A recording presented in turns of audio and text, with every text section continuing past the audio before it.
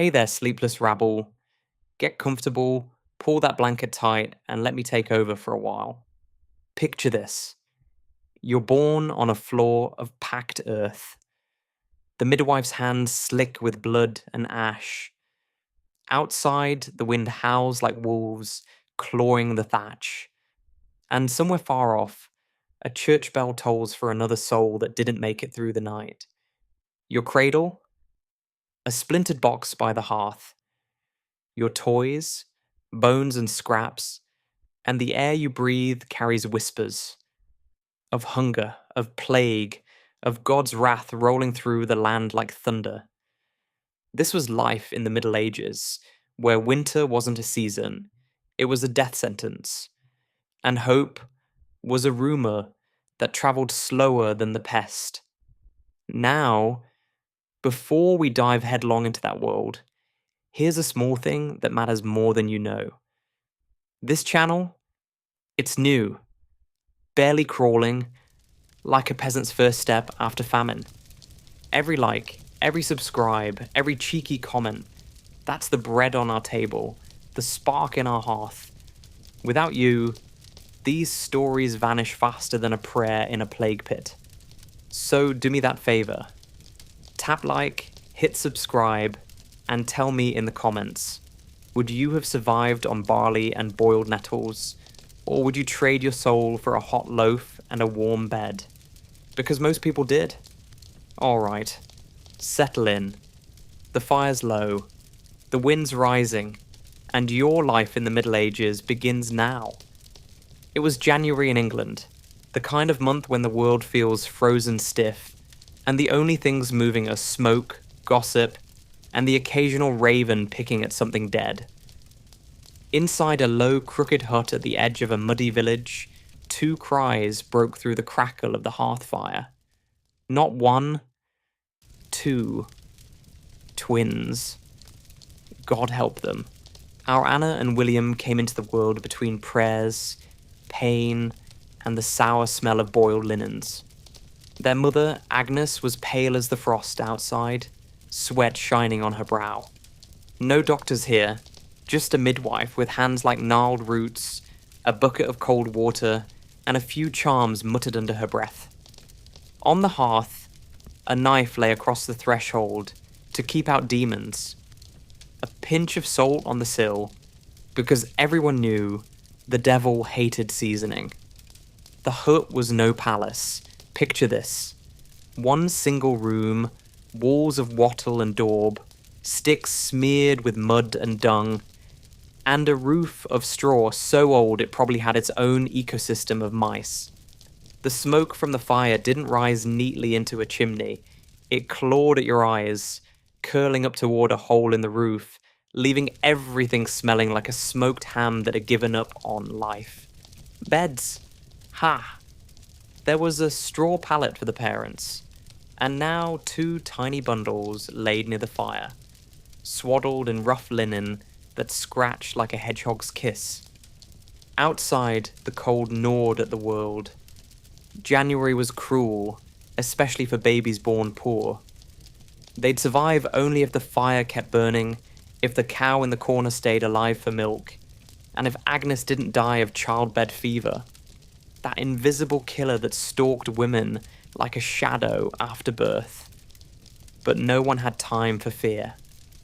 The midwife slapped the second baby's back, muttered something halfway between a blessing and an insult, and grinned toothlessly. A boy and a girl. God's ways are strange. The father, Thomas, was proud enough to spit, though he hid it well. A son was a gift. A daughter was, well, let's say less exciting.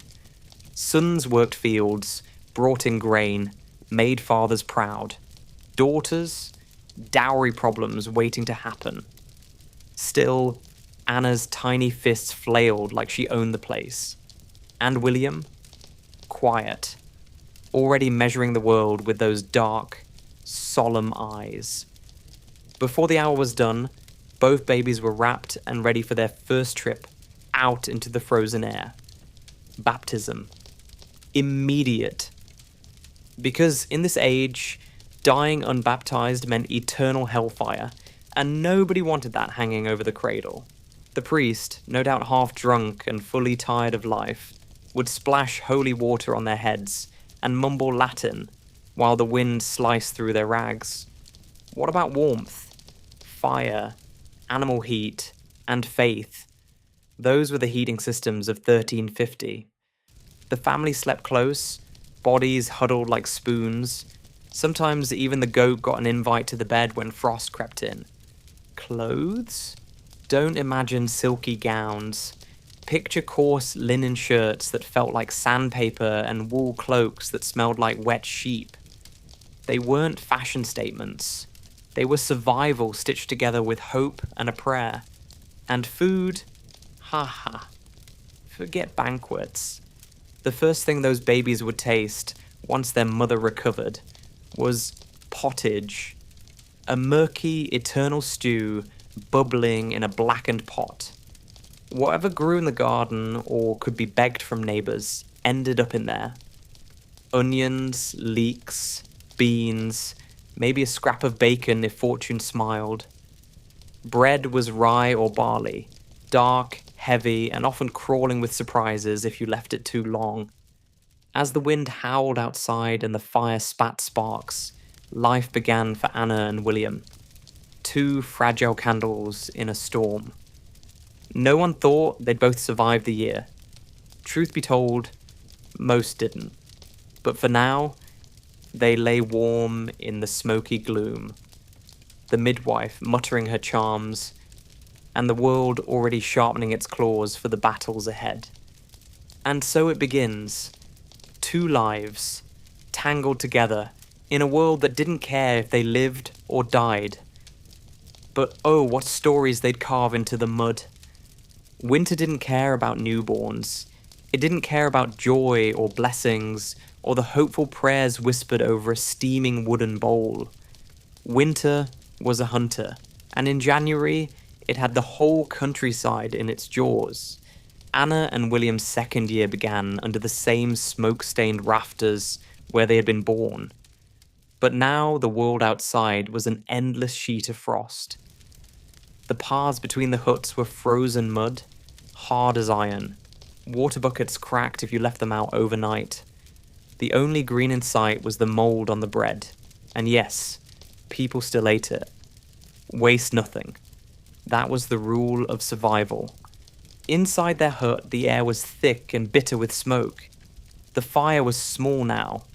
Wood was precious, and torf was almost gone. Their father had stacked peat blocks like bricks near the hearth, but those burned low and stank like a swamp on fire. Better that than freezing. At night, they dragged the cow inside, tethered near the door for warmth. The goat too, if things were really bad. Imagine the smell.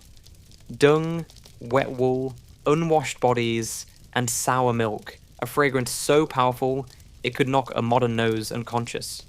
What did they eat? Pottage again. Always pottage. The eternal stew in the black pot, thick as mud, and tasting like boiled hope. Cabbage leaves, beans, a carrot if luck was on their side. Maybe, just maybe, a sliver of pork fat saved from Christmas, melting into the broth like a ghost of better times. Meat was for lords and saints, not for peasants with dirt under their nails. Clothes? Don't even call them that. Anna and William wore the same linen shifts they'd been swaddled in, only now bigger, patched and stained, beyond redemption. Over that, wool tunics rough enough to take the skin off your elbows. No underwear, no shoes, unless you count rag wrappings tied with string. Every layer stank of smoke and sweat, but washing was for summer. Maybe. And candles? Oh, the name of this chapter might suggest a cozy glow, but reality was gloom-pierced by the faint light of a tallow dip. That's a candle made of rendered animal fat, for those who are wondering. It smoked, it stank, it sputtered like it had better things to do. If you wanted real brightness, you'd have to go to the church, and good luck doing that when your feet are blue from frostbite. The twins didn't know any of this, of course. All they knew was the warmth of the hearth and the rasp of rough wool against their cheeks. They were still crawling, still feeding when they could, still surviving by sheer stubbornness.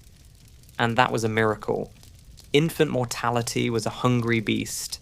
1 in 3 never saw their second year. Anna and William, they'd made it this far.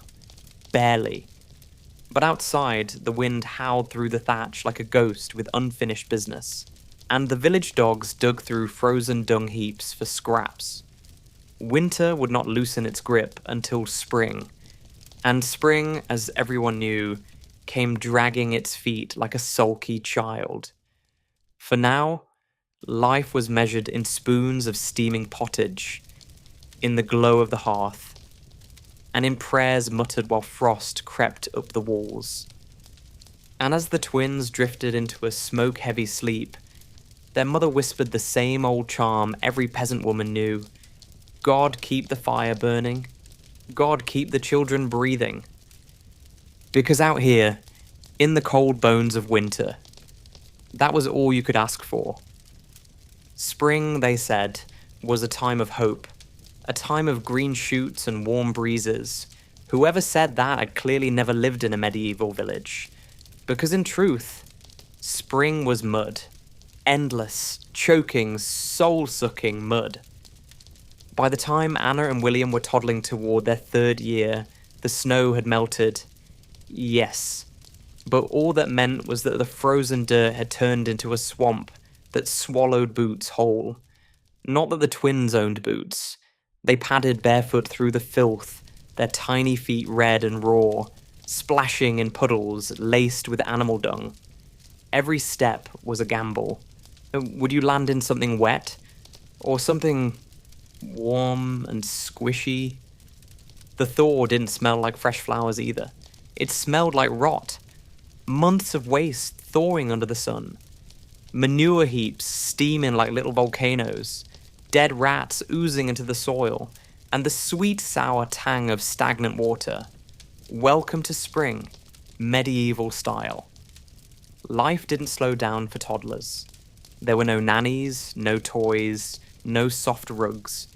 The village was their playground, and everything in it could kill them. The hearth fire, the family pig, the sharp hoe left leaning against the wall. The only childproofing was a mother yelling from the doorway while she stirred the eternal pot of pottage. What did the twins eat now? The same thing they always ate, unless someone had died and left behind a miracle of meat. Pottage, that watery stew thick with chopped cabbage, onions, leeks, and beans. Sometimes, to make it fancy, a sprinkle of herbs. Parsley, sage, or something the locals swore wasn't poison.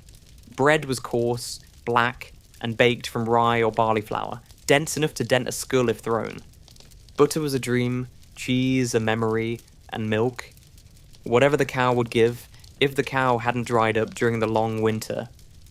For entertainment, the twins played with what they could find.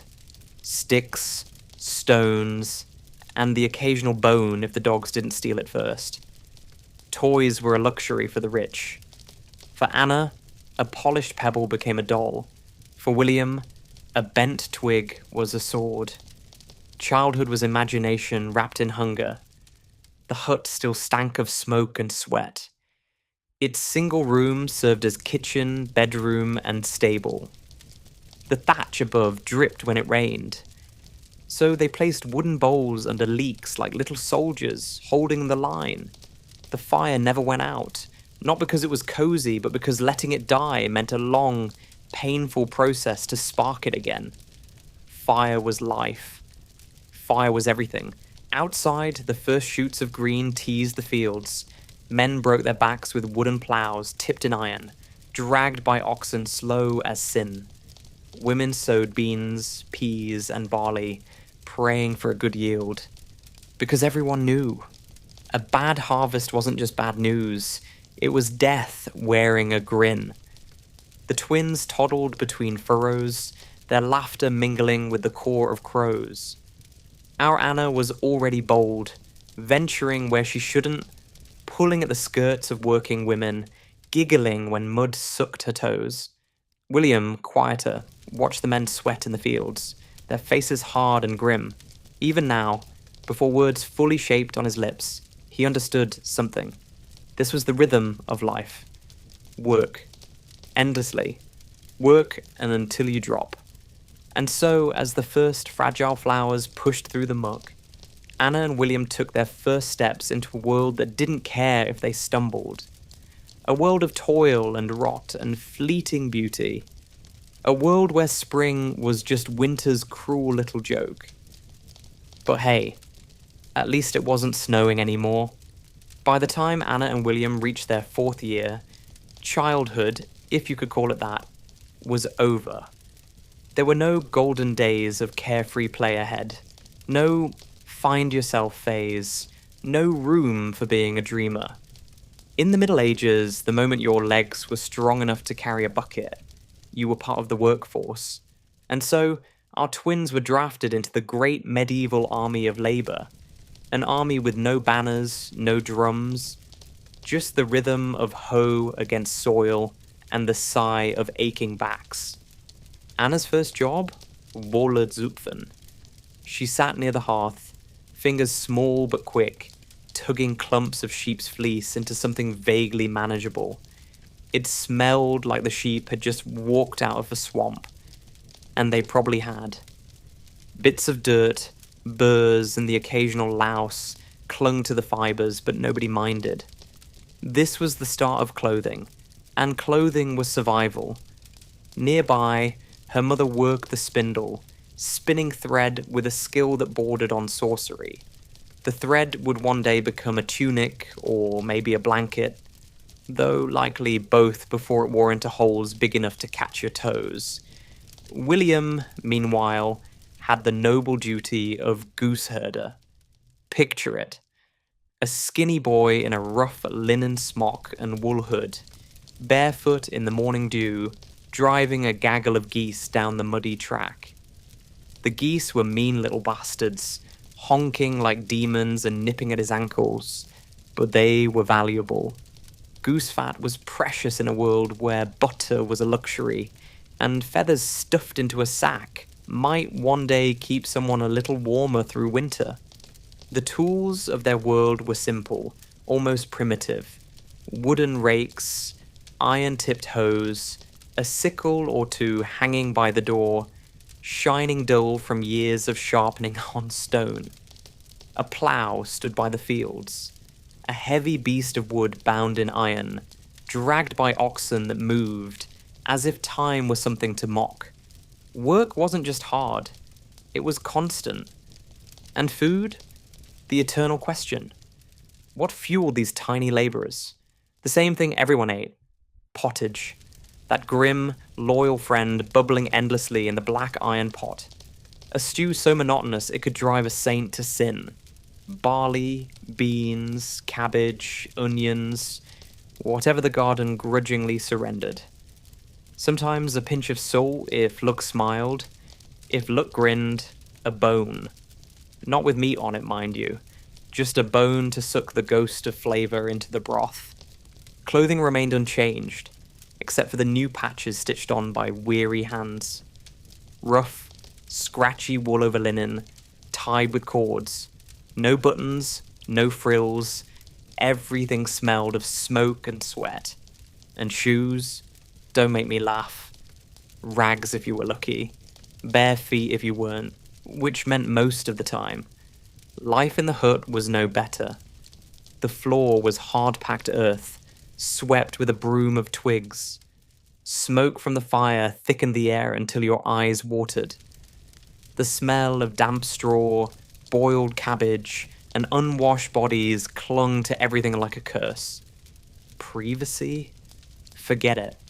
The whole family and the cow shared the same single room. If you wanted space, you went outside and risked frostbite. But here's the thing. For Anna and William, this was normal. They didn't dream of better. They didn't know better. When the cock crowed, you worked. When the sun dipped, you prayed. And in between, you lived in the crack between hunger and hope. Anna, cheeky as ever, made the best of it, singing while she teased the fleece into fluff, grinning when her mother scolded. William, quieter, took pride in his geese, as if their fat little bodies were his personal kingdom. Two children, bound to a rhythm older than time, toil, eat, sleep, repeat. And as evening fell and tallow dips flickered like dying stars, the twins curled up on their straw pallet, smoke in their hair, the taste of thin stew on their tongues.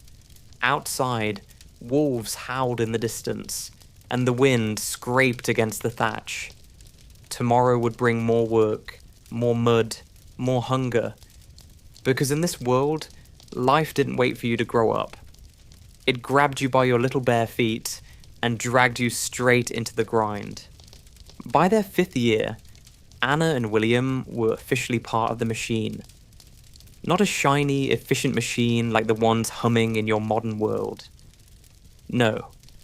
This one groaned like an old ox and smelled of sweat and manure. Its cogs were human. Its oil was blood and toil. There were no weekends, no concept of days off. The rhythm was set by the seasons, and the seasons were tyrants. Spring called for sowing, barley, rye, oats, beans, and for backbreaking hours bent double over cold, sticky soil. Summer demanded weeding and haymaking. Autumn brought the harvest, the most frantic weeks of the year, when everyone worked until their bones screamed. Winter. Well, winter was less work and more waiting for death to pick a door. And now Anne and William had jobs in every season. They weren't just helping, they were essential. Little hands, little backs, big expectations. Anna spent her mornings plucking fleece and carding wool, her fingers raw and red, tiny curls of lanolin sticky fibers clinging to her nails. In the afternoons, she followed her mother into the garden, yanking weeds from rows of leeks and cabbages, her feet sinking into damp earth. Sometimes, if the mood struck her, she'd make mud pies and pretend they were honey cakes. A girl could dream, right? William, stoic as ever, was apprenticed to the fields. He helped scatter seed, a serious business in a world where bad luck could starve a whole family.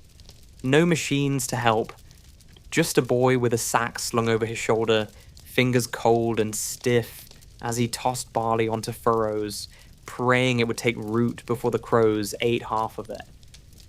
Speaking of crows, they were his second duty, chasing the black thieves away with shouts and sticks. Sometimes he'd hurl clods of earth at them. Sometimes, when no one was watching, he'd miss on purpose, because deep down, he admired their audacity. Food? Still the same old tune, played on the same sour notes. Pottage, morning and night. Barley bread, heavy as sin, with a crust so hard it could knock out a tooth. Which, incidentally, was already loose because teeth didn't last long in a diet like this. Butter was rare. Eggs were hoarded for special days like Easter. And if you were thinking about meat, stop. The only meat they saw was when something died of old age, or when a festival came around, and even then it was shared by half the village. But oh, those festivals. Tiny sparks in the soot-black monotony. There was May Day, when the village raised a pole and everyone danced in ragged ribbons. There was harvest time, when ale flowed in wooden mugs, and for one glorious night, bellies were full and hearts light. And there was Christmas, tallow candles flickering in the church, the air thick with incense and freezing breath, the smell of a rare pork roast teasing through the lanes. These moments were brief, but they stitched a little gold thread through the grey fabric of life. Clothes stayed the same, patched, stained, and heavy with the stink of sheep and smoke. Anna's linen shift hung loose now. the wool tunic over it prickly as ever. William's hood sagged from rain and mud, his legs wrapped in strips of rag for warmth. Shoes. If you had them, you guarded them like treasure. But most children didn't. Bare feet were standard issue. And the house? No change. The hearth smoked, the straw stank, and the single bed creaked under the weight of bodies packed like spoons. Firewood was a daily worry, because if it died, so could you. Work was all they knew, work and hunger, work and faith, because faith was the glue that held this mess together. Every evening, after their bones had bent and their bellies groaned, they shuffled to the church to kneel on cold stone and thank God for... what, exactly? For not dying that day. That seemed fair. Anna, even at 5, carried that cheeky spark in her eyes. She'd hum while carding wool, giggle when the priest's voice droned too long, and sometimes whisper wicked little jokes to William, until they both choked on laughter. William, older by minutes, but wiser by miles, would just shake his head, eyes already shadowed by the weight of what was to come. And as the year rolled on and the fields stretched green under a pale sun, the twins learned their first true lesson of medieval life. You don't own your time, the seasons do. And they take every second back with interest. By the time Anna and William reached their 7th year, their universe had grown. And by grown, I mean it stretched from the smoky gloom of their hut to the rolling expanse of fields beyond the village. To them, it was a world without end. Furrows carved into the earth like scars, dotted with hunched figures moving in rhythm with the seasons. This was no pastoral paradise. Forget the image of gentle breezes and singing birds. The fields were brutal, pitiless, and loud with life. Flies swarmed in black clouds. Crickets screamed from every clump of grass, and the sun hammered down like an executioner. The smell? Imagine wet earth, fresh manure, sweat baked into wool, and the sour tang of oxen hides. Add the distant reek of the dung heap, and you've got the Middle Ages in a bottle. William's mornings now began before the sun cracked the horizon. The church bell called the first prayers, prime, and with it, the day of work began. The boy trudged behind his father and the village men, his stick over his shoulder, bare feet numb with dew. Ahead, the oxen lumbered like hairy giants, their breaths steaming in the chill dawn. Behind them groaned the plough, a heavy wooden frame with an iron-tipped blade, cutting furrows deep into the stubborn earth. No horse-powered elegance here, just raw muscle, animal and human alike, grinding against the soil. William's job was to guide the beasts, keep them straight, smack their rumps when they faltered. His small voice joined the grunts and curses of men, twice his size, as mud sucked at his ankles and the sun rose higher, turning the morning frost into sweat on his back. Anna had her share of duty too. When she wasn't spinning or helping her mother tend the garden, she trudged to the fields with a basket of rye seed, scattering it with a practiced flick of her wrist. Each handful was a prayer in motion. Grow, damn you. Feed us or we starve. She carried herself like a little queen of the furrows, cheeks flushed, hair bound with a rag that once belonged to her grandmother.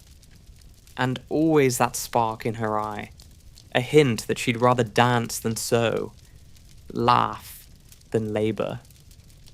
Meals came when the church bell struck sext, midday, and even then, they weren't meals so much as edible size. A lump of barley bread, black and dense, eaten with a leek pulled from the garden. Maybe a smear of sour cheese if fortune graced the table. To drink, ale, thin, weak, and warm, because water could kill you quicker than hunger. The tools of survival lay scattered across the soil. Hoes with wooden shafts worn smooth by calloused hands, iron sickles glinting dully in the sun, rakes cobbled together from scraps of wood. These were the medieval equivalents of lifelines. Nothing fancy, just crude extensions of aching arms. And through it all, life beat like a slow drum. Bells marking hours, terse, sexed none, echoing over fields where sweat ran like rivers. No clocks, no tick-tock tyranny, only the sun wheeling above and the sound of iron biting earth. For the twins, the fields were more than work. They were school, playground, and prison rolled into one. William learned silence there, the heavy kind that hangs between men bent double, their faces set in grim lines. Anna learned to find mischief even under the lash of heat, chasing grasshoppers between furrows, humming tunes until her mother hissed for quiet. As the day bled into evening and the air cooled, they trudged home with aching legs and empty bellies. Smoke curled from the hut chimneys, carrying the scent of pottage, always pottage, thick and grey in the iron pot. The sky blazed gold, then bruised purple, and wolves began their nightly choir in the woods. Tomorrow, the bell would toll again. Tomorrow, the fields would claim them once more. Because in the Middle Ages, time didn't belong to you. It belonged to the land, and the land was a jealous master. Winter doesn't knock in the Middle Ages. It kicks the door off its hinges and plants itself at your hearth, grinning like a wolf with blood on his teeth. For Anna and William, now 8, this was the season that tested everything. Patience, faith, and the strength of your ribs against the gnawing beast inside your belly. The year's grain was gone, ground into coarse flour months ago, baked into bread so heavy it could sink a ship. What little remained was locked in the Lord's granary, guarded like treasure while peasants scraped their pots for crumbs. The garden lay dead, fields bare and white. Meat? A joke. Unless you counted the occasional starved hen or the family pig slaughtered in a desperate gamble to make it through February. Meals shrank to misery, cabbage stalks boiled to death in cloudy water, pottage thinned until it was more prayer than food. Barley bread, black and hard, dipped in ale so sour it curled the tongue. Sometimes, if luck limped by, a smear of dripping clinging to the crust. More often, there was nothing but hunger, raw and relentless, curling in the gut like a snake. The hut grew colder each day. Firewood vanished faster than breath in the frost. Torf bricks smouldered low, filling the single room with bitter smoke that stung eyes and clung to throats. The thatch above leaked icy drips when snow melted, dampening the straw bed where 5 bodies huddled like pups. Clothes stiffened with frost by morning. Fingers cracked and bled from cold. Anna pressed close to her mother at night, legs numb, listening to the wind howl like demons circling the door. Her cheek brushed William's, and she felt the same hollow ache in his frame that gnawed at her own. Hunger was a language everyone spoke in winter. By January, people whispered of deaths in neighboring hamlets, old men who went to the woods and didn't return, babies blew in the cradle, a woman found stiff by the hearth, her hands still clutching the poker. These were the stories the frost told, soft and merciless, and yet life clung stubbornly.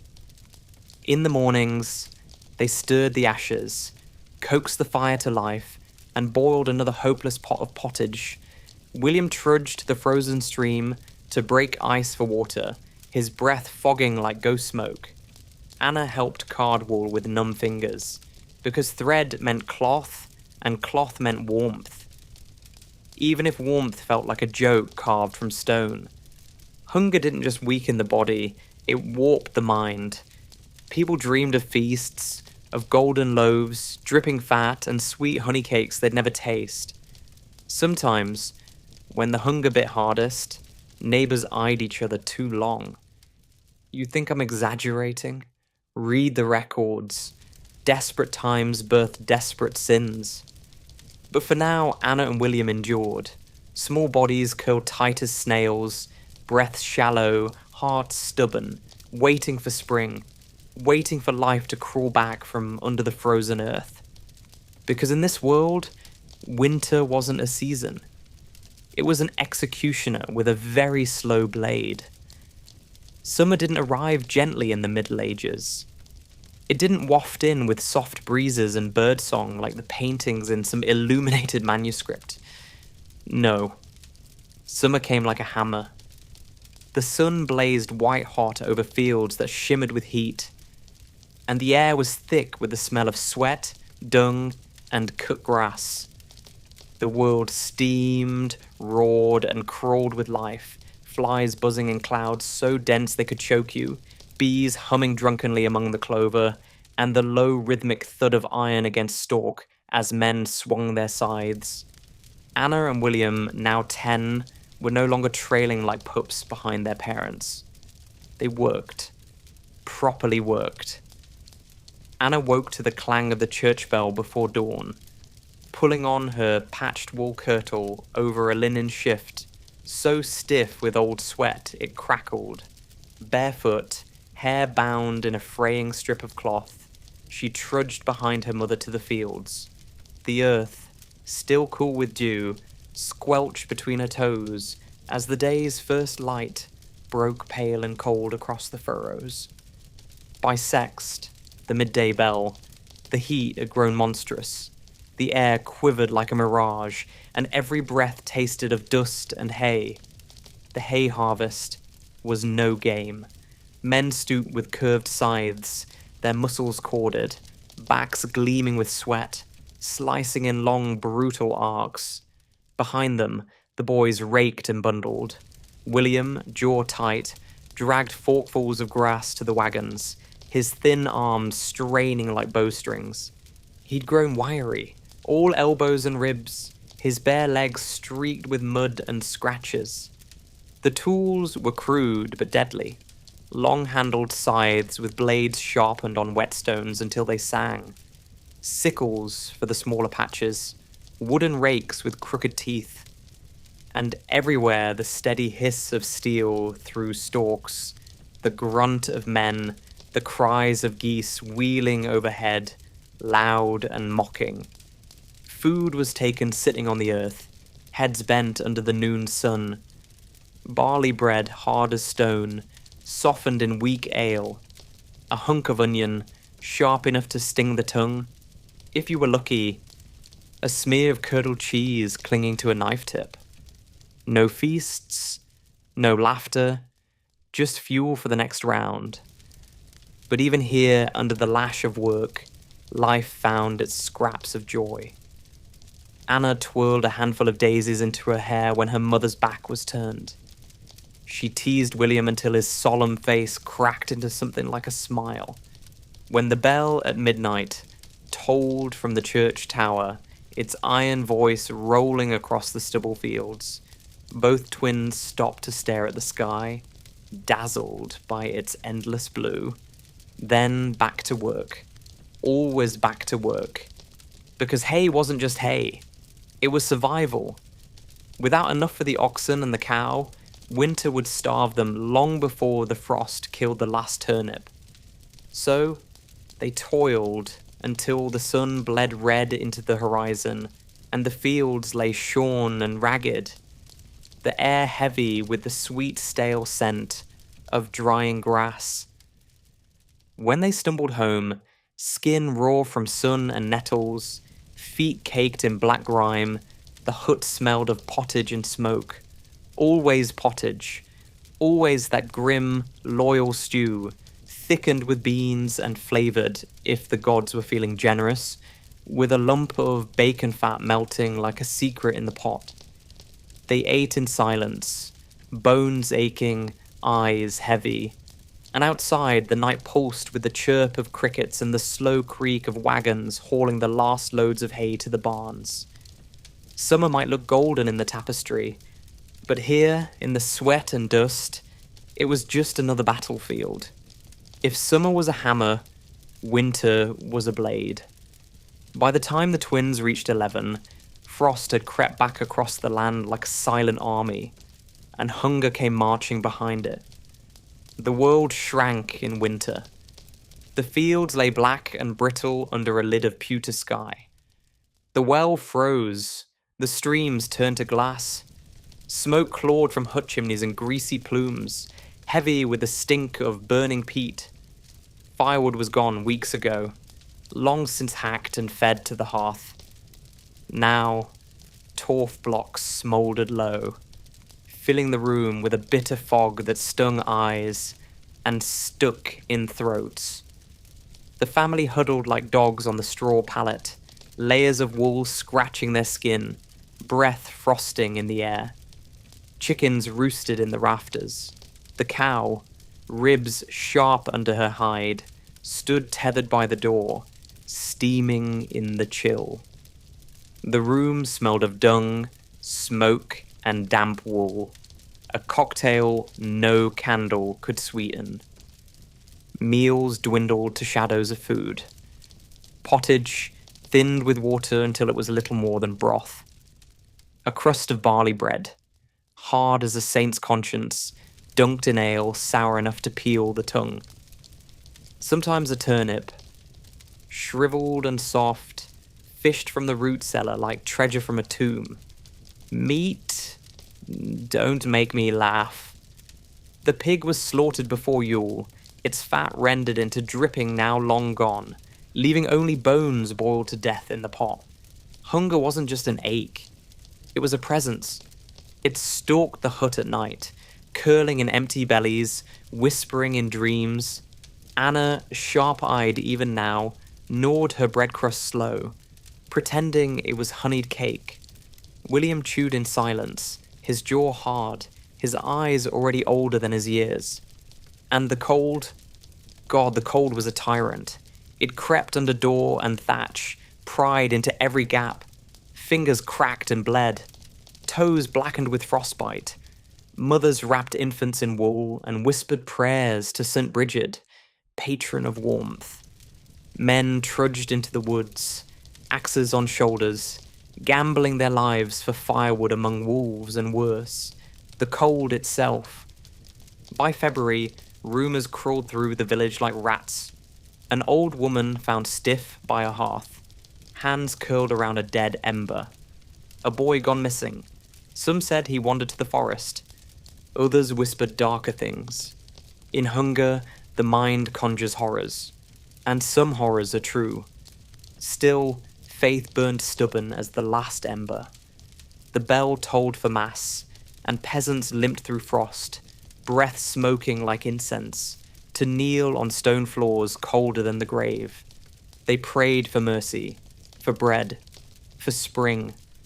They touched relics, bones in silver boxes, scraps of cloth said to brush a saint's skin. Because when the world freezes, people will grasp even at ghosts. And then, one day, soft as a sigh, the frost loosened its grip. Snow melted into streams. Mud returned, sucking at boots like a hungry mouth. And with the thaw came hope, fragile as a green shoot, pushing through rot. But hope in the Middle Ages was a dangerous thing. It made you believe the worst was over. It never was. By the time the twins reached 12, something had shifted.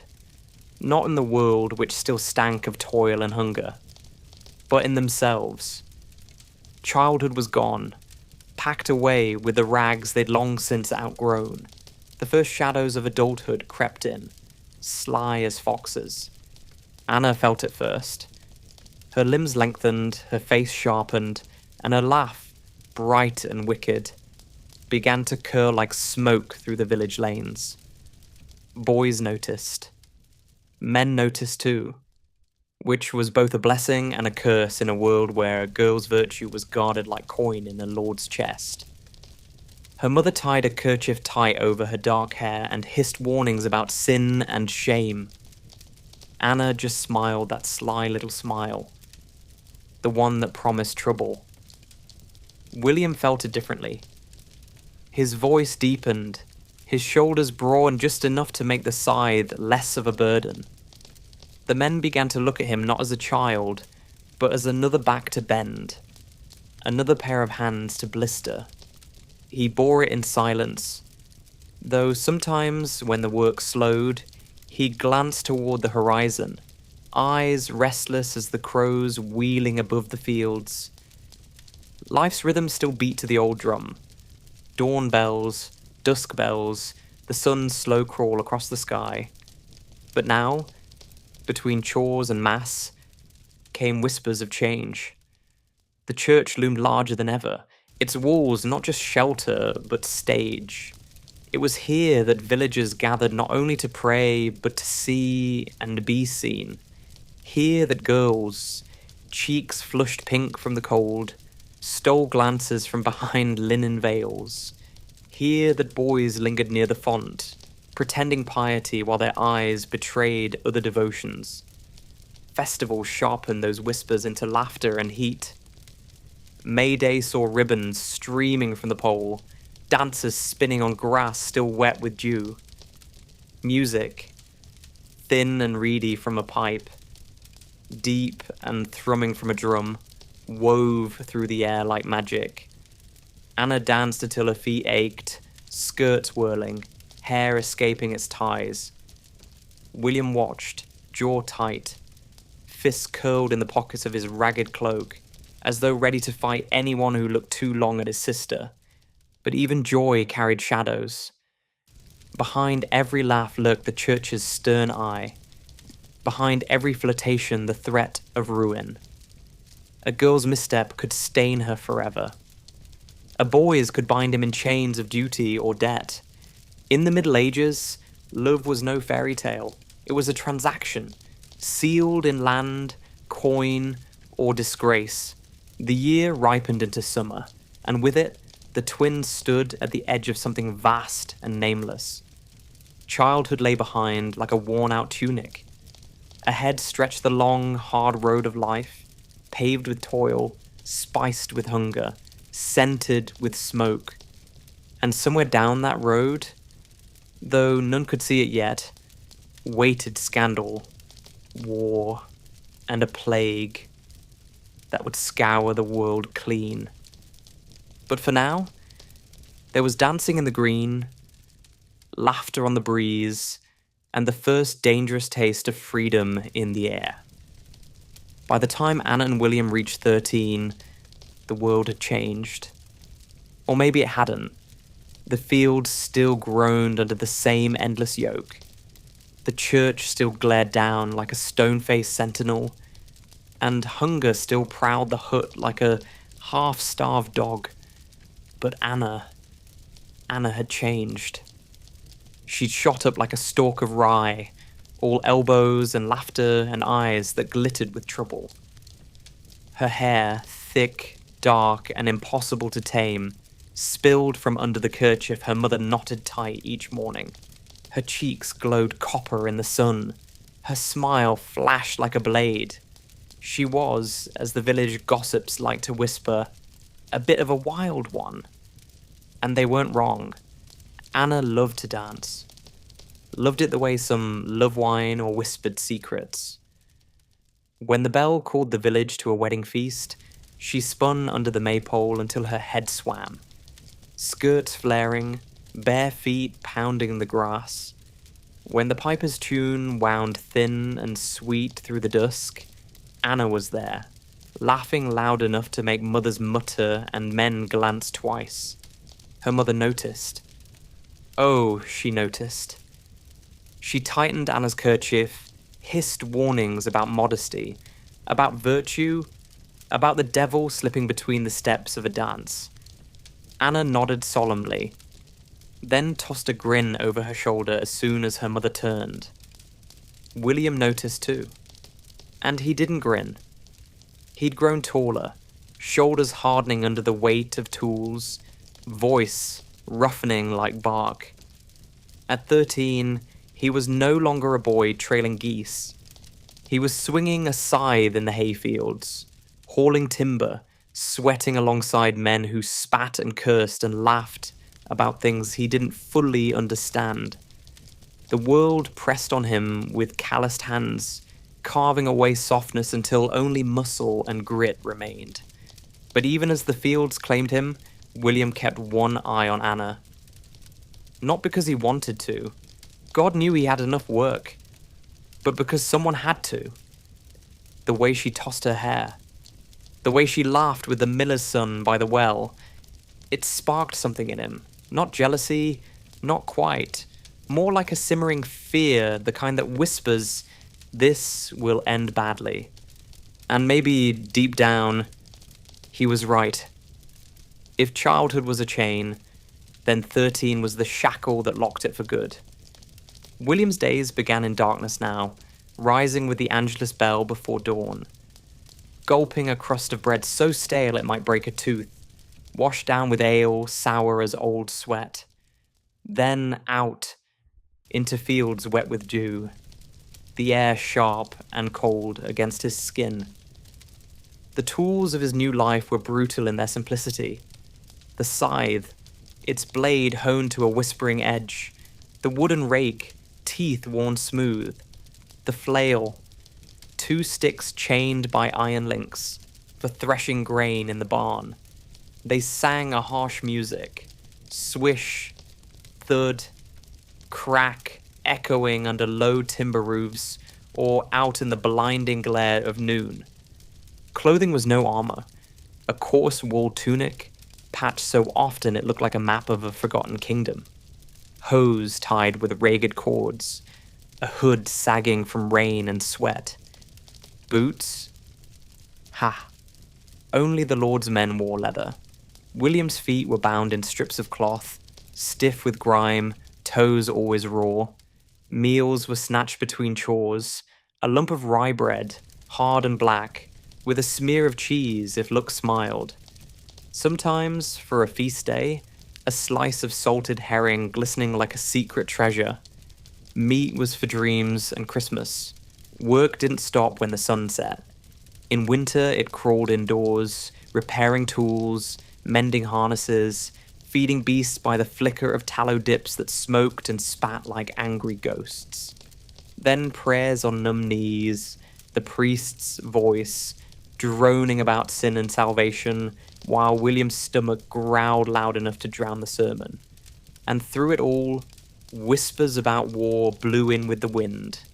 A tax here, a levy there. The king's quarrels felt distant, like thunder on the horizon. But thunder travels fast. William listened with a tightening jaw, wondering if one day those whispers would call him from the fields to the killing grounds. For now, he bore it. Bore the weight, the hunger, the ache in his bones. Because in this world, no one asked if you were ready to be a man.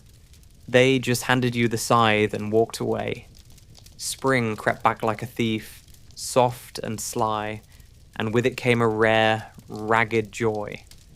The feast of May Day dawned bright as hammered gold, the air thick with the green scent of hawthorn and the sweet smoke of fires. The villagers raised the maypole, a tall, straight trunk stripped bare, ribbons streaming from its crown like a banner of rebellion against the long grey tyranny of winter. Drums thumped, pipes keened, voices lifted in song rough as the hands that clapped the beat. For one day, one fragile day, hunger loosened its grip. Ale flowed in earthen mugs, bread and cheese passed from palm to palm, and laughter leapt like sparks into the sky. And Anna danced. God help her. She danced as if the earth itself had grown tired of chains. Her skirts whirled, flashing a hem patched with a dozen stitches, her hair flying loose in a dark river that caught the sun. Her feet, bare and brown, beat the rhythm into the grass. Men watched. Boys too young to shave and men old enough to know better. And Anna, our Anna, saw them watching and smiled. William stood at the edge of the crowd, fists buried in the folds of his tunic, jaw clenched tight.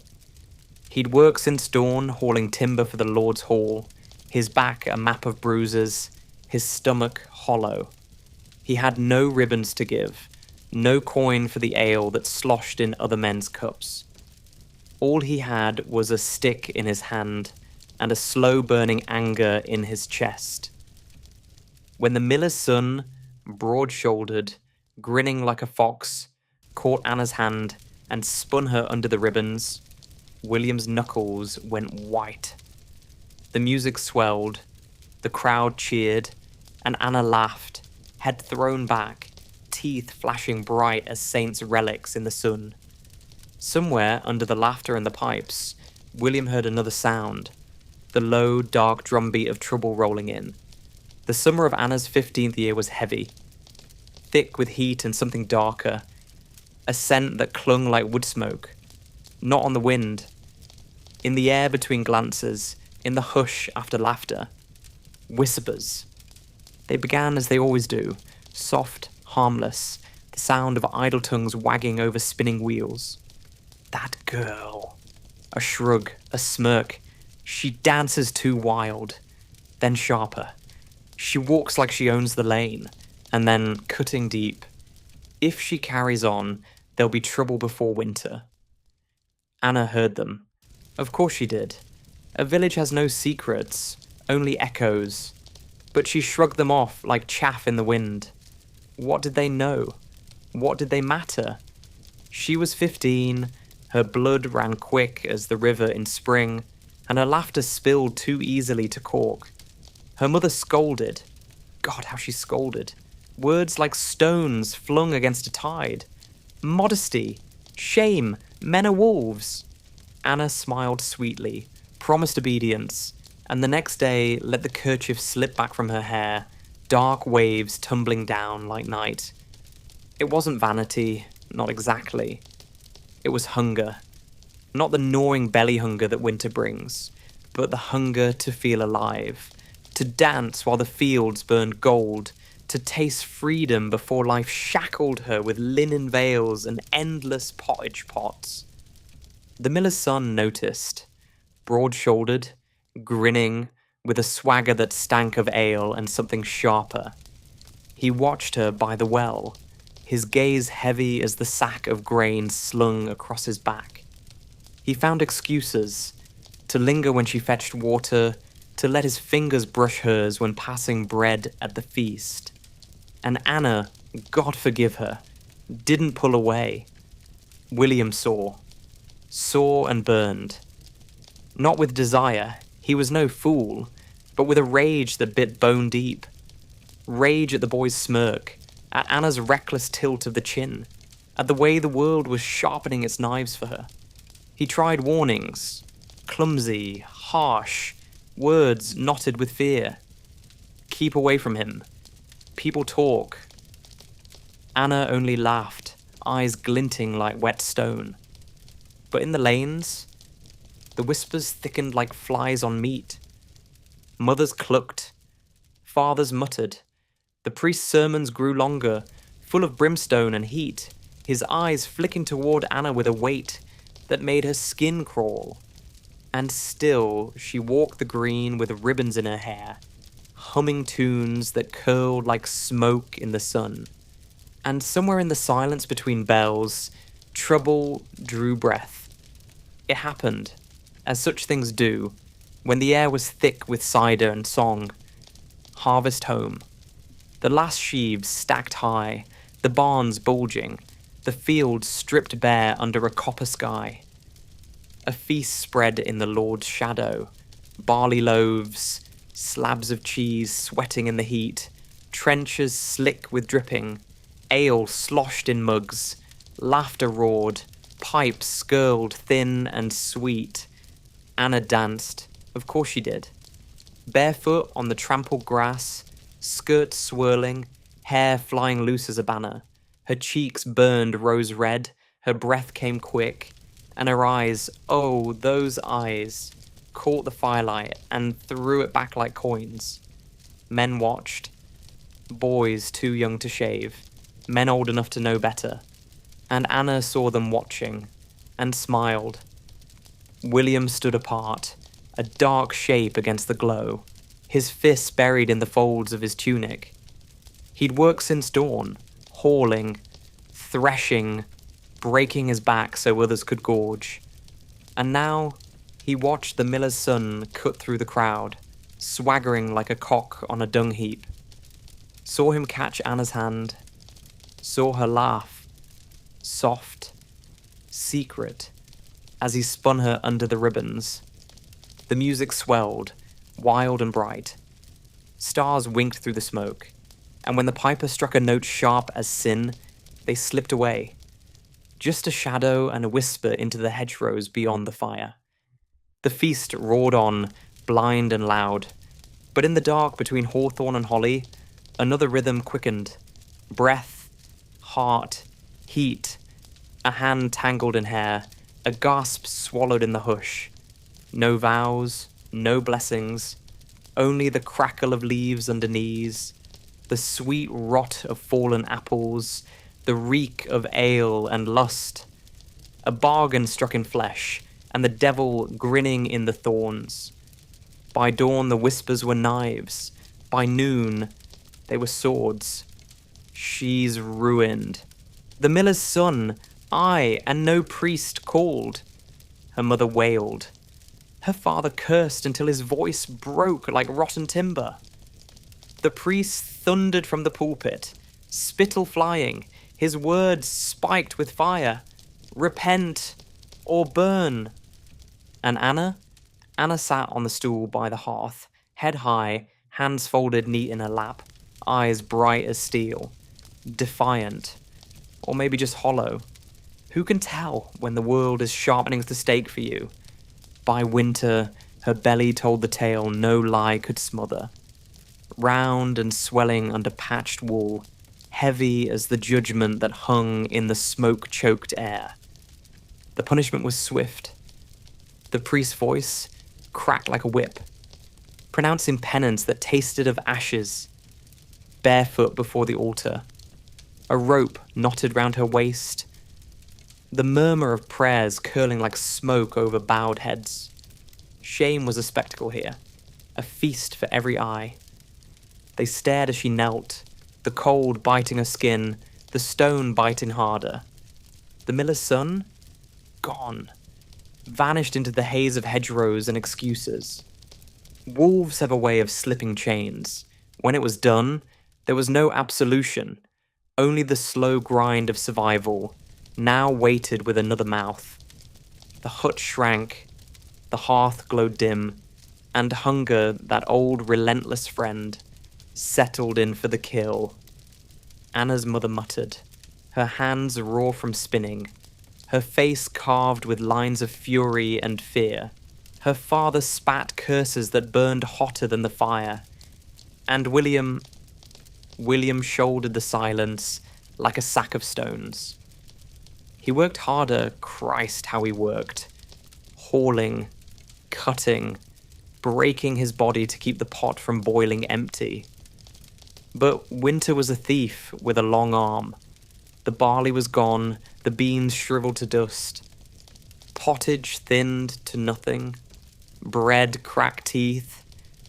And every night, the wind howled through the thatch like the devil laughing. Anna bore her shame in smoke and shadow, lips pressed white, eyes hollow as old pewter. Sometimes defiant still, a spark flashing in the gloom. Sometimes broken, staring at the hearth as if its embers held a door out of this life. And when the child came, screaming into a world that had no place for it, the village watched with faces blank as snow. Another mouth, another burden, another sin to tally in the ledger no one would ever see but God. Outside, the frost crept deeper, splitting earth and bone. Inside, 2 candles guttered in the dark, their smoke curling like prayers that never reached the sky.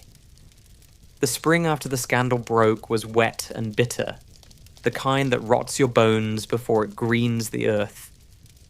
By then, William was done choking on whispers, done watching eyes slide toward him with pity, or worse, smirking like they knew something he didn't. He was tired of the miller's name spat like a curse, tired of Anna's silence crackling in the dark like a spark that would never die. So when the talk came, pilgrims gathering at the crossroads for Canterbury, tongues wagging about relics and indulgences, William saw a road out. Not out of shame, out of the weight pressing his chest like a millstone. His mother called it folly. His father spat and said the fields wouldn't plough themselves. Anna said nothing, just looked at him with eyes like a storm brewing over black water. Maybe anger, maybe sorrow, maybe nothing at all. And so, at dawn, with mist clinging low over the furrows, William slung a sack over his shoulder. A hunk of barley bread, a slice of cheese hard as bone, and a wooden cross on a cord. His feet were wrapped in rags, stiff with old dirt. His tunic hung like a flag from a broken mast. Patched, faded, but serviceable. In his belt, a knife no longer sharp enough to scare even a rat. The road stretched long and mean, a grey ribbon twisting through woods and across moors that whispered of wolves. William walked with a dozen others, farmhands like him, a widow muttering rosaries, a tinker with bells jangling at his pack. They sang as they trudged, voices thin against the wind, hymns that rose and fell like the moors themselves. At night, they huddled in barns thick with the stink of dung, or under hedges where the frost crept like a thief into their bones. They shared crusts and gossip, of wars in France, of taxes bleeding men dry, of a sickness, whispers of black swellings, of death riding the trade ships from far-off lands. William listened, jaw tight. He spat when they spoke of omens, spat and prayed harder. When, at last, the towers of Canterbury stabbed the sky, it was like stepping into another world. Stone so white it burned the eyes. Bells clanging like iron hearts. Pilgrims swarming the streets, coins clinking, voices hawking relics. A feather from St. Michael's wing, a vial of Christ tears, a scrap of robe from the Virgin herself.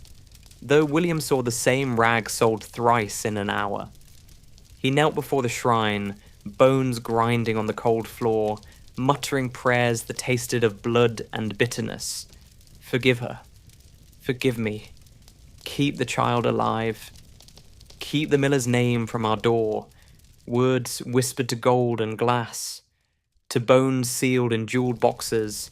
To saints who had never felt the ache of hunger or the burn of shame. When he left, the sky hung heavy as lead, and the wind from the sea carried a stench sharp and strange. William didn't know it yet, but death had already landed in the harbours, black and quiet as a cat. While William trudged home with sore feet and a lighter soul, or so he told himself, Anna sank deeper into a winter that felt like a sentence carved in stone. The child, God help her, came in autumn, red-faced and screaming, its fists clenched like it knew what waited. A boy. She named him John. Though the priest barely mumbled the blessing, his lips thin with disdain. The hut shrank around them like a noose, smoke thick as wool curled under the thatch, stinging eyes raw. The floor turned to muck in the thaw, then froze into ridges sharp as knives. The straw bed reeked of piss and milk and despair, and always the fire-eating wood faster than hands could fetch it. Anna worked until her body shook, spinning by the hearth with the baby in a rag sling, her fingers blistered, her milk running thin as water. She washed linen in the stream till her hands bled, the ice biting like teeth. She begged scraps from neighbors, endured their stares like stones. Food was a cruel joke. Pottage so thin you could read the bottom of the pot through it. Barley bread black as soot, hacked with a knife until sparks flew. Sometimes she chewed nettles, sometimes gnawed bones boiled 3 times over. Her belly burned with emptiness, but the babies burned louder. Nights were worse. The wind howled like demons circling the door, and the dark pressed close, full of whispers, shame, ruin, hellfire. The priest thundered on Sundays about harlots and bastards, his eyes spearing Anna like nails. She sat on the back bench, chin high, lips tight, the child sucking her finger as if it could draw milk from bone. By Candlemas, her body was a map of shadows, her cheeks hollow, her eyes like 2 burned holes. But she stood, she spun, she prayed. Not for herself, but for John. For a crust, a coal, a day without the taste of ash in her mouth. And when the thaw came and the road softened under the rain, so did the talk. Of a man who'd lost his wife, a man with a roof and 3 children and a hunger for hands to work his hearth. Anna listened, and said nothing. Not yet. Spring dragged its feet that year, sullen and wet, and with it came the widower. His name was Hugh. A big man, shoulders bowed from years at the plough, his beard gone grey, his hands cracked like old oak. His house stood on the far edge of the village, a hall bigger than most, with 2 rooms and a loft, and a pig fat enough to make a priest weep. He had land, beasts, and coin enough to keep hunger from the door. What he didn't have was a wife. Anna went to him on a day soft with rain. John clutched tight against her breast, her skirt sucking mud at every step. Hugh met her in the doorway, eyes the colour of pewter, his mouth a straight, hard line. No words wasted, no promises of love, only terms, hammered out like iron on a smith's anvil. Her labour for his hearth, her body for his bed, her shame wiped clean under his name. She nodded. What else was there? Love was a luxury she'd burned to ash under the hawthorn tree. Now there was only survival, and the weight of John's small head on her heart. The wedding was swift and sour. A mutter of vows, a cold blessing, the taste of rain on her lips instead of wine. William stood at the edge of the yard, mud on his boots, eyes black as storm clouds. He'd come back from Canterbury thinner, harder, his face carved with lines too deep for his years. He didn't speak, just watched as Anna stepped over the threshold of a house that smelled of smoke and old grief, the door closing like a jaw behind her. That night, while the wind hissed through the thatch and the pig grunted in its pen, Anna lay stiff under a coarse wool blanket. John curled at her side, Hugh's breath heavy in the dark. She stared at the rafters, counting the cracks, her body cold even under the heat of his. This was her penance, her bargain, her cage, and outside, on the wet wind from the coast, death rode silent, black as pitch, creeping inland like a tide that would drown them all. The year turned, and with it came whispers sharper than frost. They slid along the lanes like snakes, coiling in the corners of barns, curling under the church door. A sickness, they said. A plague. Ships rotting in harbours. Crews black as pitch. Towns falling silent as graveyards. At first, it sounded like one of those stories peddlers tell to spice their wares. But then, the bells began. They rang in Dover first, tolling slow and heavy for souls snatched like grain in a storm. Then in Canterbury, where William had knelt not a year ago, the shrines were draped in black, and priests muttered prayers thick as flies. By summer, the wind carried the truth. Death was coming. Not creeping, racing. In the village, the signs bloomed like rot. First the coughing, wet and raw, tearing throats until voices bled. Then the swellings, hard as stones, ripening under arms and in the groin. Black lumps, hot to the touch, stinking of corruption. A man could wake strong as an ox and die before the second bell. Women crossed themselves until their arms ached. Men dug graves until their backs split. The earth gaped like a hungry mouth, and still it wasn't enough. Anna watched it come like a storm on the horizon. From Hugh's doorway, with John clutched to her breast, she saw smoke raising from the next hamlet. Funeral pyres stacked high, the air sour with burning flesh. The roads grew thick with processions, priests staggering under crucifixes, their chants rasping against the sky, their breath sour with fear. Behind them came the flagellants, men bare to the waist, backs flayed raw, lashing themselves bloody in hopes of bribing heaven. Their cries crawled over the fields like rats. Miserere mei, Deus! Miserere! Hugh spat and barred the door, smearing tar along the cracks. Keep it out, he muttered, as if death were a fox that could be hunted off. He burned rosemary and rue in the hearth, choking the room with bitter smoke. Anna knelt and prayed until her knees blistered, her lips shaping names like charms. John, William, Mother, anyone she could still save. But the village was hollowing. Faces vanished from the lanes. The mill wheel stilled. The bell tolled without end, its iron voice dragging despair through the marrow of every bone. People stopped speaking, stopped touching. Even in the same bed, bodies lay stiff and separate, breathing shallow, listening for the rattle in the other's chest. And then came the carts. Slow, creaking, piled with what had once been neighbours, limbs askew, mouths yawning black against the sky.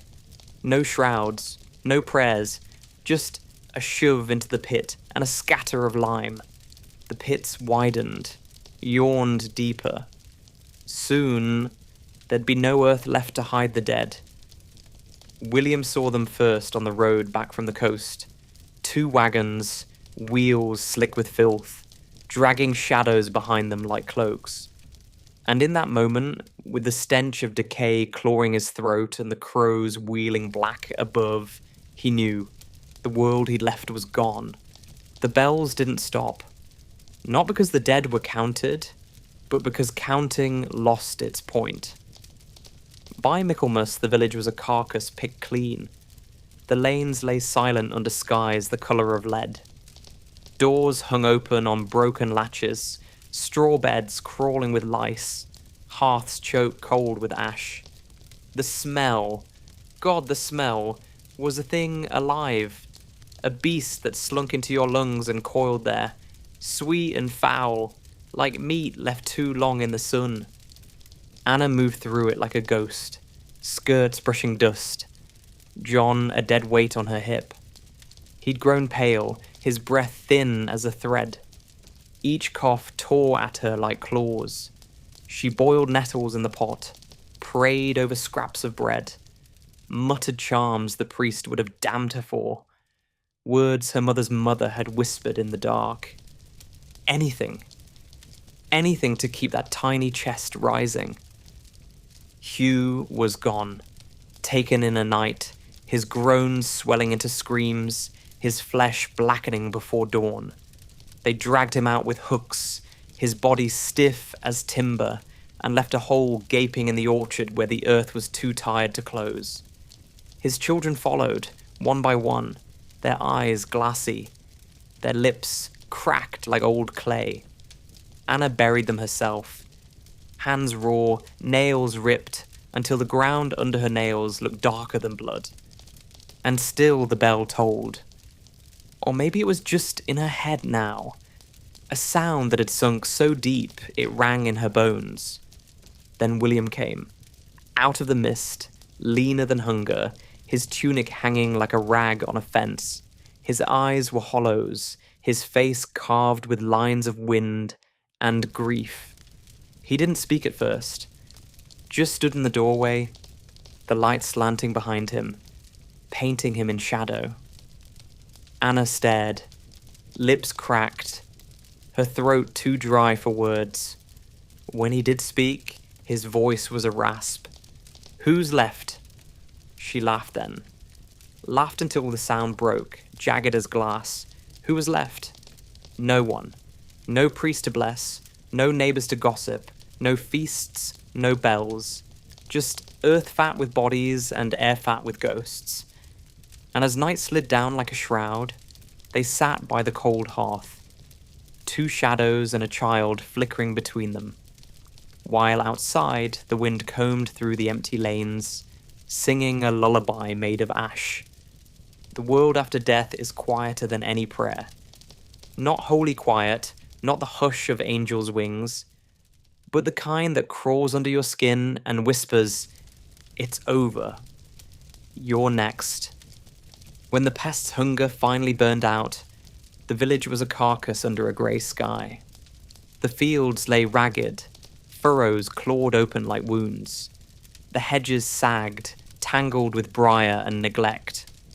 No laughter, no bells, only the groan of wind dragging its fingers through broken thatch. Anna walked those lanes like a shadow, skirts snagging on nettles, John limp against her hip, his breath a shallow ghost against her neck. He was all edges now, bones straining under skin the colour of candle wax.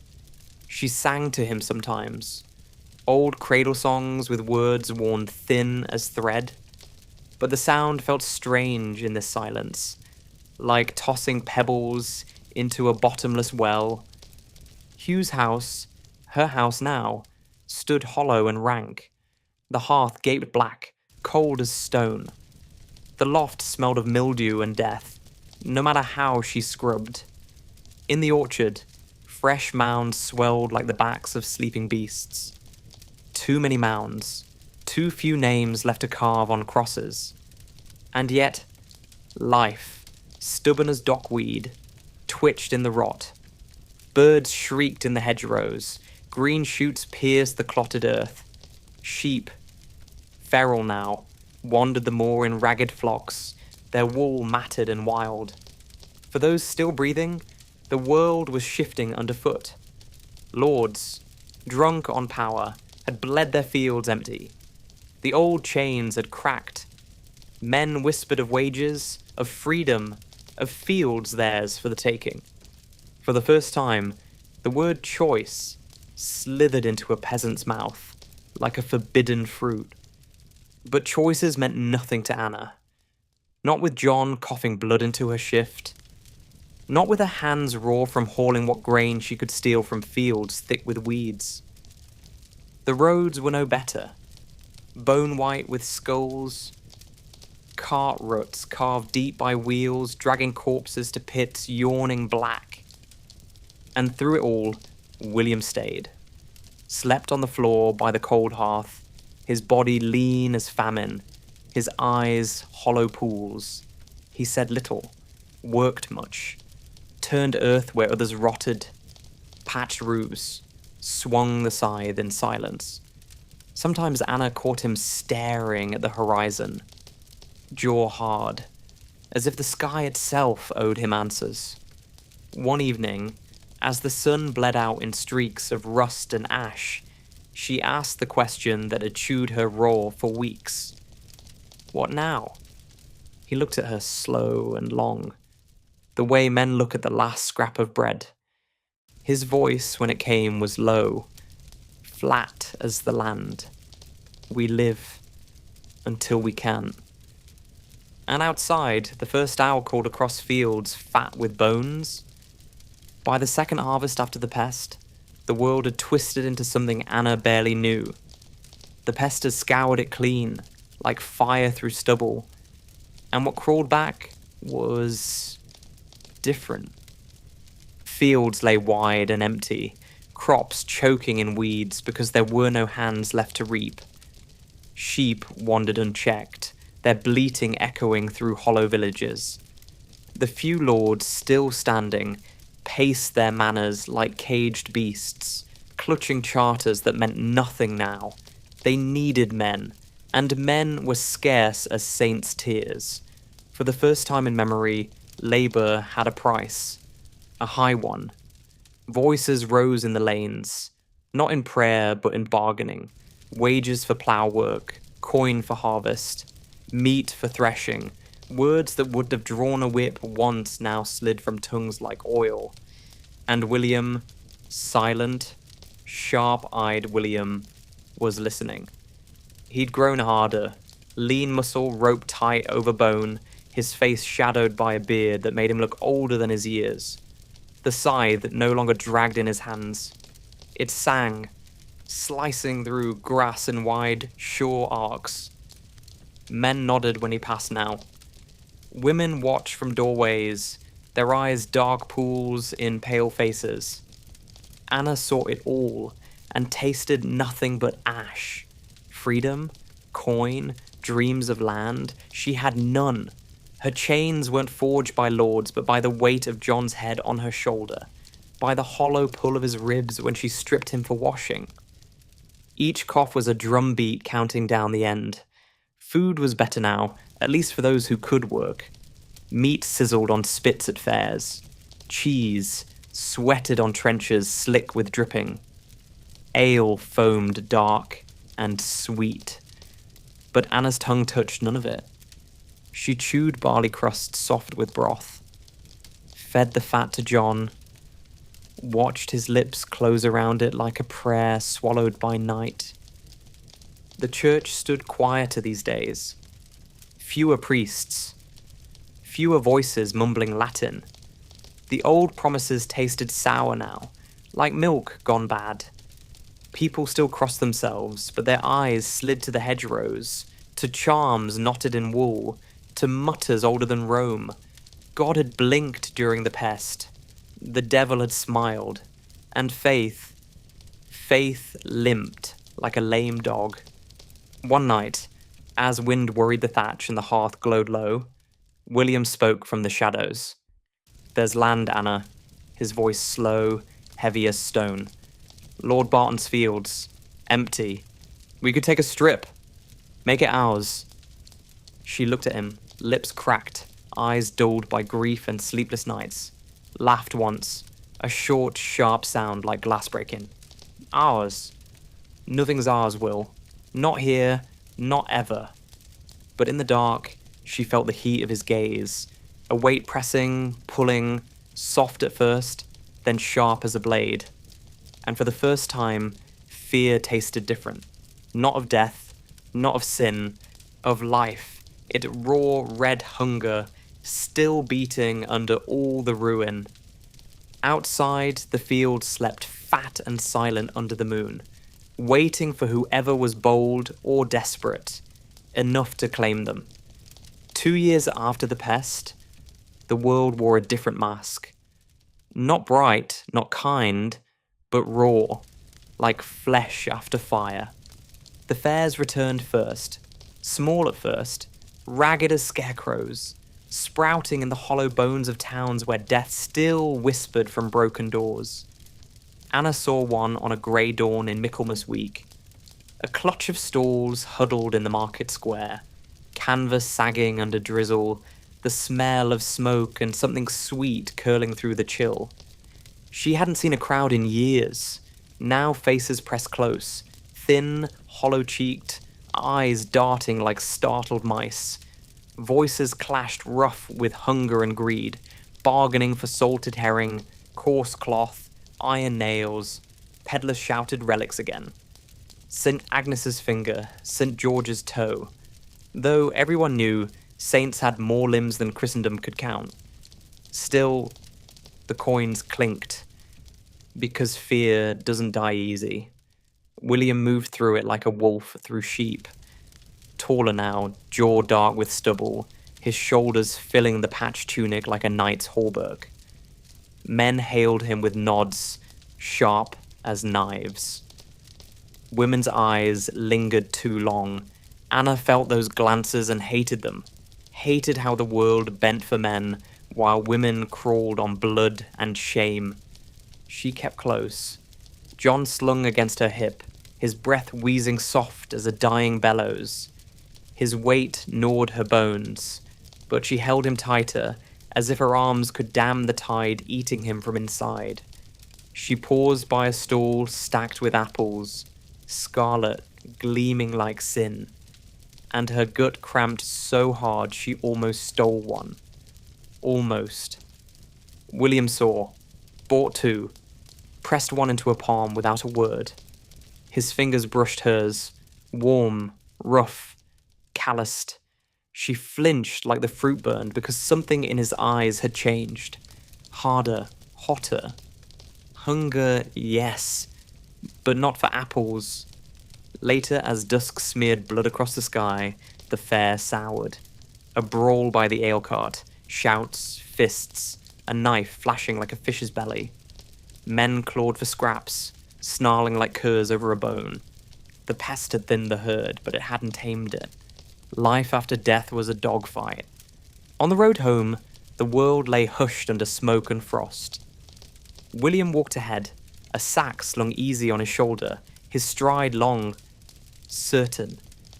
Anna trudged behind, skirt sucking mud, John whimpering against her breast. She bit the apple slow, its juice, tart on her tongue, sharp as tears. For one breath, it almost tasted like hope. Then the wind shifted, carrying the reek of graves, and hope rotted in her mouth. Winter crawled back like a thief, and with it came hunger's old song. A thin, whining note that wormed into the marrow. The fields stretched black and raw under a sky bruised with storm. Ploughs lay rusting. Oxen bones jutted like white spears from the ditch. Men muttered in the lanes, voices thick with talk of wages, land, revolt. Words that once would have drawn the lash now hissed like sparks in dry straw. William listened, always listening. His hands gripped the scythe like it was part of him, his shoulders set with a strength born of toil and rage. Land, he said one night at the hearth, his voice flat as a blade. Barton's fields lie fallow, no men to work them. We take a strip, plough it, sow it, make it ours. Anna stared into the fire, its glow painting hollows under her eyes. John coughed in his sleep, thin and weak as a kitten. She laughed once, a sound brittle as hoarfrost. Ours? Nothing's ours, Will. Not in this world. His jaw clenched, teeth grinding like millstones. Then we changed the world. The first blood spilled at dawn. A man from the next hamlet, cheeky, sharp, with hunger-carving knives in his eyes, drove his plough into Barton's far field. William saw, shoulders knotting under the grey sky. He didn't shout, didn't warn, just walked, slow and steady, the frost crunching under his boots, the sickle swinging loose in his hand. The fight was short, fist first, thudding wet into flesh. Then steel flashed, a bright wicked grin in the pale light, and the man folded into the furrows, his breath hissing out like steam. Red welled in the black earth, curling into the thaw like roots seeking water. Anna found William after, standing over the body, his chest heaving, his face carved from iron. His hands dripped red, dark and slow. He came for what's ours, he said, voice hoarse, raw. No one takes from us now. She stared, not at the man in the dirt, not at the blood seeping into soil, but at William. At the shadow coiled tight in his eyes, darker than any pest. For the first time, Anna felt something twist in her gut. Not fear of hunger, nor shame, nor even death, but fear of what living would cost them next. Outside, the wind rose, combing the naked fields, carrying the scent of blood into a sky already heavy with snow. Blood seeps deep, but the earth forgets nothing. By spring, Barton's fields lay ploughed, the furrows neat as scars. To any passing eye, it was just work. Soil turned, seeds sown, life clawing back through ruin. But in the hush between crows' cries, the ground whispered the truth. A man had bled here. William worked like a beast chained to fate, jaw set, shoulders straining against the plough. Each thrust of the blade bit deep, as if he could carve a new world into being through sheer force of will. His hands were raw, nails black with dirt, the old blood still ground into his knuckles, like a sin no holy water could wash. Anna watched from the edge of the field, John bundled in her cloak, his breath thin and rasping. The boy was 5 now, all bones and shadows, eyes too big for his face. He clutched at her shift with blue-tinged fingers, coughing until his ribs shook like loose boards. Every sound clawed her raw. The lane beyond lay empty, but the air crawled with eyes, neighbors' eyes sharp as needles, peering from behind warped shutters. They saw the furrows. They saw the man who bent them to his will. And they remembered Barton's ploughman, his laughter like a cracked bell, now silent under 6 feet of soil. Whispers fattened on that silence. Murder hissed through hedgerows. Thief slithered down the ale bench. The priest muttered vengeance from the pulpit, voice thick with smoke and fear. God's law is higher than any man's plough. But fewer came to hear him now. Faith was thin as gruel, stretched past breaking. One night, as wind clawed at the thatch and frost smoked white on the lintel, Anna found William by the hearth, his face a mask carved from shadow. The fire spat, painting the walls in red that looked too much like blood. "They'll come," she said, her voice a thread in the dark. "Let them." His gaze burned, low and steady, like iron in a forge. "And when they drag you to the gallows?" He looked at her then, slow and long, and the heat in his eyes made her stomach knot. "Then I swing knowing you and the boy eat." Her breath hitched. Words crowded her throat but died there, strangled by something nameless. Something heavy as sin, sharp as hunger.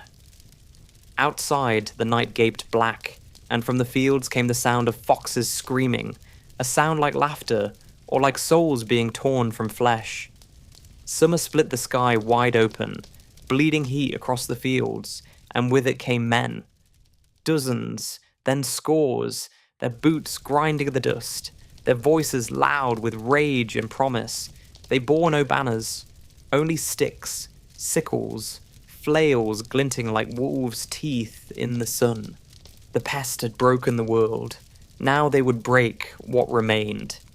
"England for the commons!" They roared on the road, their words thick with ale and fire.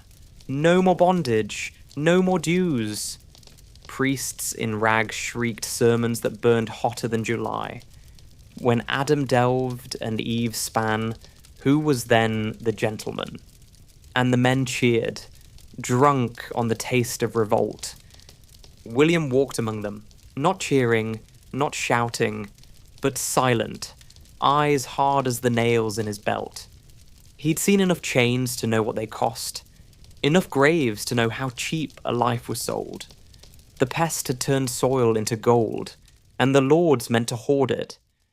So the men rose, and William rose with them.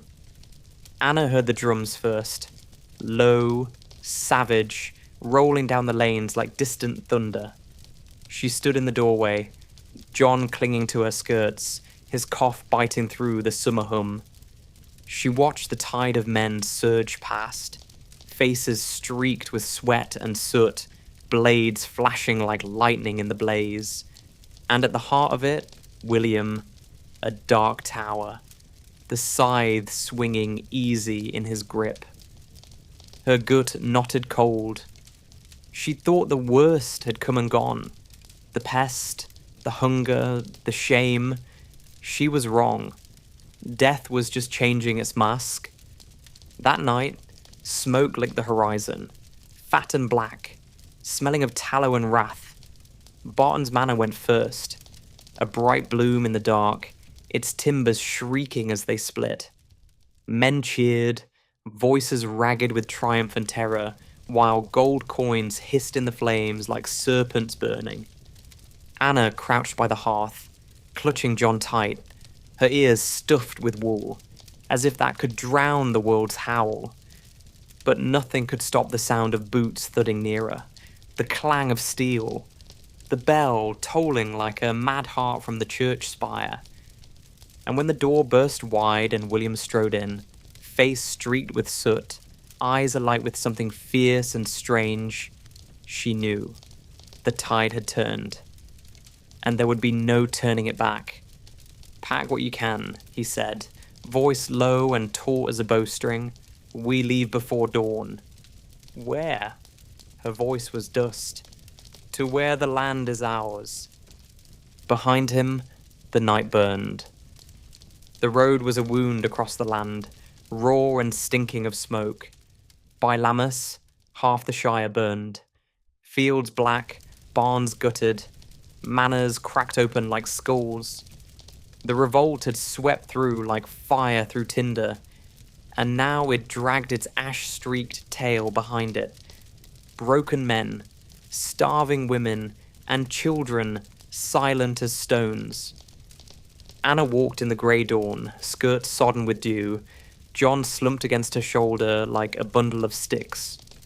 His breath rasped, thin and bitter, each cough slicing her heart into ribbons. She shifted him higher, biting back the groan in her spine. One arm for the boy, the other for the sack. 3 barley loaves, hard as old bones. A wedge of cheese sweating in its rind. All they owned. William strode ahead, boots grinding the rutted track, his scythe slung across his back like a knight's sword. A poor man's steel, but sharp enough to kill. His shoulders hunched against the cold breath of morning. But there was fire in his stride, a feral certainty that made Anna's gut clench. They weren't alone. The lanes crawled with the flotsam of revolt, men limping on bandaged legs, faces slashed and crusted black. Women with babes at the breast, eyes blank as chalk. Ox carts piled high with stolen grain and pilfered plate, gleaming like mockery under the pewter sky. Behind them, smoke smudged the horizon, thick as ink. And somewhere, faint, broken, the toll of a bell. "Where do we go?" Anna's voice was a reed in the wind. "North," William said without turning. "They say land lies empty there. We take it. Make it ours." His words rang hard, clean as steel. But under them, Anna heard something else. A drumbeat of doom rolling low. Land. Always land. As if earth could feed more than bellies. As if it could fill the hollow yawning inside them all. By noon, they passed what once was a village. The doors gaped like toothless mouths. A dog slunk through the ruins, ribs sharp as a sickle, a human hand clenched in its jaws. Anna wrenched John's face into her cloak, whispering nonsense, her voice breaking on the edges of prayer. That night, they sheltered under an oak blasted bare by lightning, its branches clawing at a bruised sky. The fire, William coaxed, sputtered low, painting his face in strokes of gold and shadow. He sat close, his knees drawn up, his eyes fixed on the dark like a hunter sniffing for blood. Anna fed John a crumb softened in ale, then rocked him slow, her own hunger gnawing like rats in her gut. When she looked up, William's gaze caught hers. Hot, steady, heavy as the silence between church bells. For one breath, the world shrank to that look, that fire flickering deep. Then the wind shifted, carrying the stench of smoke and something sweeter, rot dressed in perfume. Anna turned, bile burning her throat. On the horizon, flames writhed like devils in the night, and over them, the sky sagged red, heavy with the weight of what was coming. By Martimus, the roads crawled with carrion crows and men with ropes. The king had woken. His justice marched on iron feet, bright and merciless, the dragon banner snapping like a whip against the sky. The revolt broke like rotten timber. One day, the air throbbed with drums and shouts. The next, silence, sharp as a blade's edge. Villages that had roared for freedom now sagged under the stink of fear. And on the commons, the gallows bred like weeds, their black silhouettes clawing at the clouds. Anna saw them first at dawn, 3 crosses on the hill, their ropes swaying slow as serpents in the wind. Below, a pit yawned, its mouth fat with lime, waiting to chew the fallen into bone.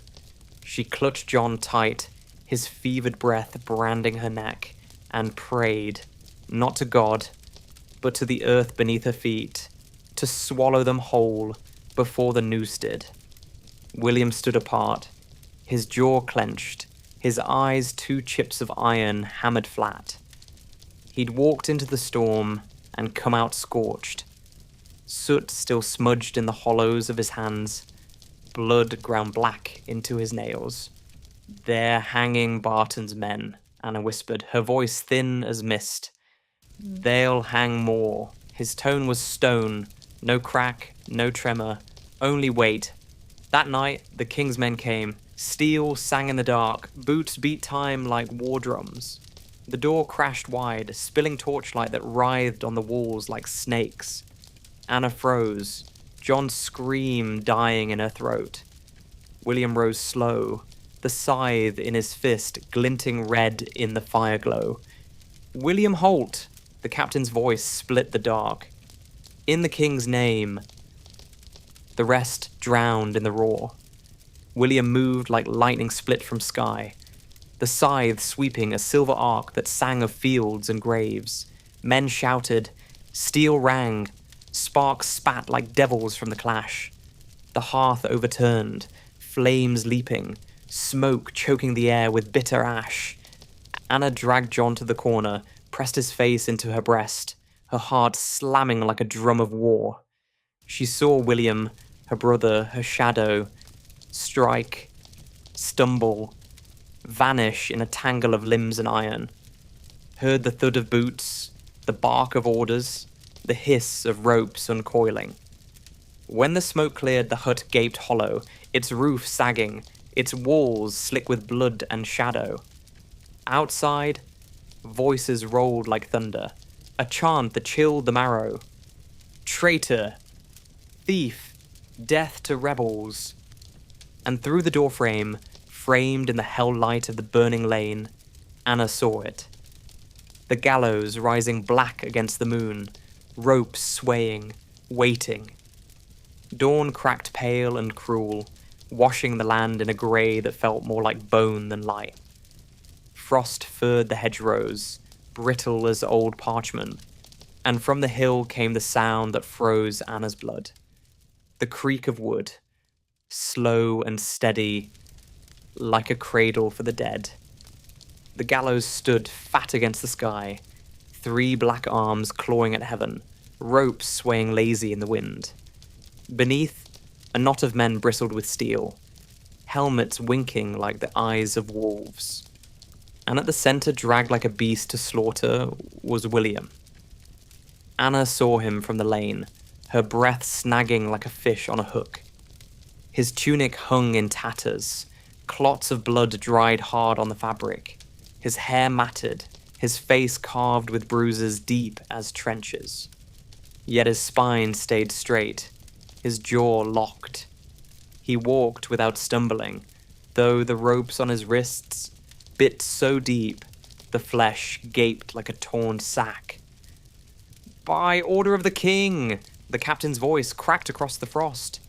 "For treason, theft, and blood spilt against the crown, this man shall hang by the neck until dead." The crowd, thin as the pest had left it, murmured like flies. Some spat, some crossed themselves. One crone muttered into her sleeve, words older than Rome, eyes sharp as pins. Anna stood frozen, John a weight on her hip, his fevered breath damp against her throat. The wind clawed her skirts, lifting them like the fingers of the damned. She wanted to run, to fling herself forward, to scream William's name until the sky split. But her legs were stone, her voice ash. William turned then, just a flick of his head, slow, deliberate, his eyes locking on hers. Christ's wounds, those eyes, black fire banked under ice. No fear, no plea, only something raw and terrible that made her knees buckle. The rope swung close, a pale snake with a noose for a head. The hangman's hands moved slow, practiced, humming a tune flat as the earth. William didn't flinch, didn't blink. Anna's nails cut her palms. Her heart was a drum, a war beat, a scream without a mouth. She knew in that blink that if they took him, the world, her world, would snap like rotten timber. And then, chaos cracked the air like a whip. A shout, a rush of boots, steel flashing, torches spilling sparks. Men, 3, 4, maybe 5, burst from the hedgerow, cloaks streaming, blades bright as saints' tears. One slammed the hangman aside, another gutted the captain where he stood, his scream slicing the dawn like glass. Blood sprayed, hot and black in the grey light, spattering William's face. The rope fell. So did 2 men. And then William moved. Christ, how he moved. Like the wind had loosed him, the noose still dangling from his neck, as he drove a knife into the ribs of the nearest soldier, twisting until bone cracked. The world became a snarl of screams and steel, the smell of shit and iron thick as breath. When it ended, the hill ran red. The gallows loomed empty, its ropes dripping like tongues torn from the dead. William stood among the wreck, chest heaving, eyes wild with a light Anna had never seen, bright and black, like fire eaten itself. He ripped the noose from his throat and flung it to the mud. "Run!" he rasped, voice shredded raw. "Now!" And Anna ran. They fled through lanes slick with frost and blood, boots hammering the ruts, breath knifing the dark. Behind them, bells split the sky, iron voices screaming warning across the fields. Dogs howled, horns blared. The king's justice was awake and it would not sleep until it fed. Anna clutched John to her chest, his limp weight dragging her spine into fire. His breath burned against her collarbone, shallow, ragged, threaded with the rattle of death.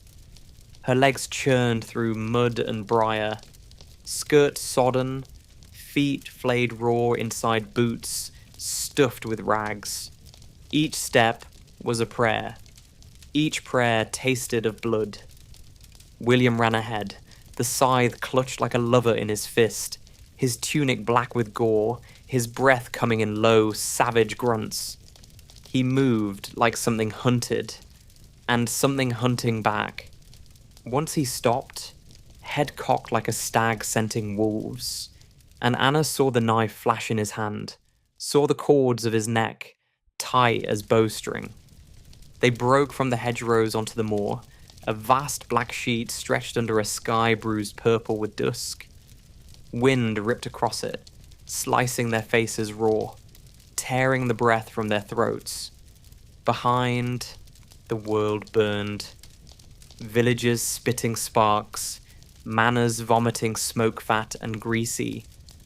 The revolt was dying, gutted like a pig, but it was taking half the Shire with it. Where? Anna gasped, her lungs clawing for air. North, William snarled, never slowing. Where the land is free. Free. The word clanged in her skull like a cracked bell. What was freedom but another name for running? For hunger and cold and the stink of fear? For graves unmarked in fields no priest would bless? By midnight, the moor lay drowned in fog. They huddled in a hollow, the earth oozing cold through the bones, the sky sagging black and low. William crouched at the mouth, the scythe across his knees, his eyes two pits of ember. Behind him, the mist swirled like breath from some beast too big to see. Anna curled around John, his heat a failing ember, her hands cupped over his skull like a bowl. She sang under her breath, old words cracked and shapeless, a lullaby to keep the dark from swallowing them whole. When she looked up, William's gaze pinned her, a weight that dragged the breath from her lungs. There was blood on his cheek, black in the fire glow, and something in his eyes that scared her more than the noose had. Not rage, not fear, hunger, raw and red, and nothing to do with bread. Sleep, he said, voice low, rough as a whetstone. And Anna thought, if I sleep, the world ends here. Outside, the night crawled with the creak of rope and the clang of steel, and far on the wind came a sound like singing, a tune flat as death, rolling from gallows heavy with the weight of men who dared to dream. Snow came early that year, thick as fleece, blanketing the moor until the world looked scrubbed clean, except it wasn't. Under the white, rot crawled. Fields lay unploughed, barns gutted, bones black under the drift. The revolt's ash still clung to hedgerows, soot smearing the frost like bruises. Anna trudged through it, skirt sodden, boots biting her ankles raw. John clung like a shadow, his breath a ghost against her collar. Fever burned him still, hot and stubborn as a forge fire, though his body was a bundle of sticks. Every cough was a blade in her chest. She'd stopped praying days ago. God had deaf ears and cold hands. The world had shrunk to a thread of road choked by snow. No birds sang, no bells tolled, only the creak of the wind clawing through bare branches and the crunch of William's boots ahead. Steady, relentless, grinding the silence to shards. His scythe rode his shoulder, its blade a pale grin under the bruised sky. Food was memory. They gnawed crusts gone mould soft, sipped ale sour as bile. When that was gone, there were roots clawed from the frozen ditch, bitter as gall, boiled to mush in blackened pots that smoked like sins. Anna's belly shrank until her ribs bit through the wool, but John's hunger screamed louder than hers. She chewed bark, spat the pulp into his mouth, and tasted despair with every breath.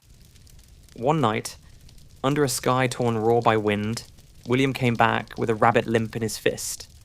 Fur patchy, eyes dull as tarnished silver. He flung it to the fire, and the smell, oh sweet Christ, the smell rose like incense, rich and savage. They tore the meat with fingers, grease slicking their chins, licking until bones shone white as saints' relics. John gnawed until sleep dragged him under, a scrap of fat glistening on his lip. Anna sat back, belly tight with guilt and hunger, and watched William by the fire. His face was hollowed by shadow, his mouth smeared red, his eyes twin coals sunk deep. The scythe lay close, its edge catching the flame like a sliver of moon. And in that glow, something stirred. A shape too dark to name, curling behind his ribs, watching her with eyes that weren't his. Tomorrow, he said, voice rough, dragging on bone, we find a hall, a rich one, They've hoarded fat while we starve. Anna stared at the black sky, at stars sharp as pins, and thought, how much blood will it take to buy us bread? The wind hissed through the moor like a voice without a tongue, whispering a truth she dared not speak, all of it.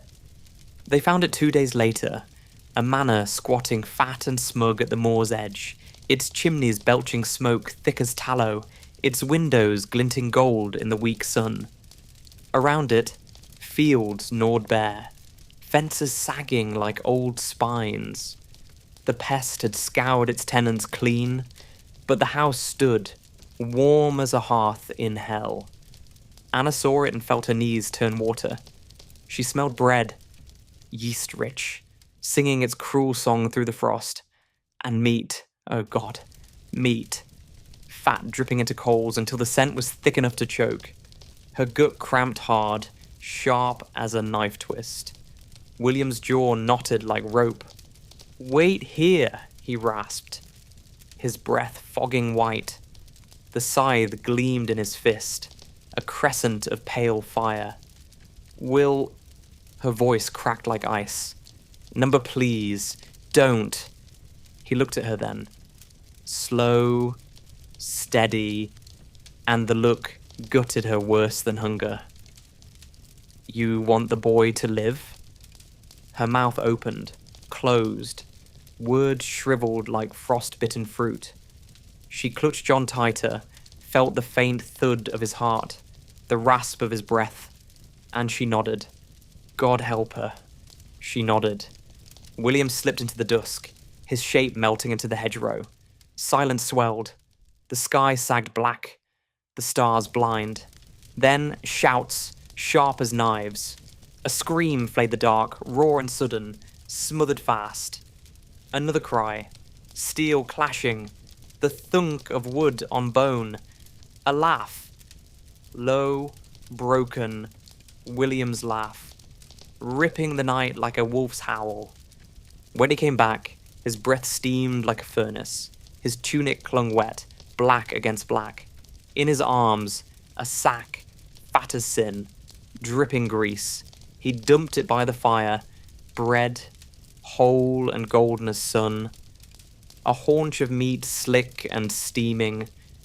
A skin of wine that bled ruby when he tore the cork with his teeth. Anna stared, not at the feast, not at the blood blooming dark on the snow, but at him. At his hands, raw and red to the wrists. At his eyes, burning like forge coals deep in a cave no light could reach. "Eat," he said, voice flat, iron heavy. She tore bread with fingers that shook like birch in the wind. Fed John first, cramming soft crumbs past his cracked lips, sobbing when he swallowed, then ate herself, choking on meat that tasted of heaven and hell. Across the fire, William watched, his mouth curled in something too thin for a smile. And Anna thought, not for the first time, that hunger had teeth, and it was eating him from the inside out. Outside, the manor glowed like a pyre against the dark, and somewhere behind its walls, silence thickened. Rich, foul, heavy with the weight of what had been done. By the third day, the world smelled of fire. Not hearth fire, not bread-baking warmth, but the feral stink of timber screaming as it split, of thatch curling black, of flesh singing in the dark. Anna smelled it before she saw the glow. The manor burning like a fallen sun on the horizon, its flames writhing against the snow, sparks spitting upward like souls clawing for heaven. She froze in the ditch. John clutched tight, his fevered breath smearing her throat with damp heat.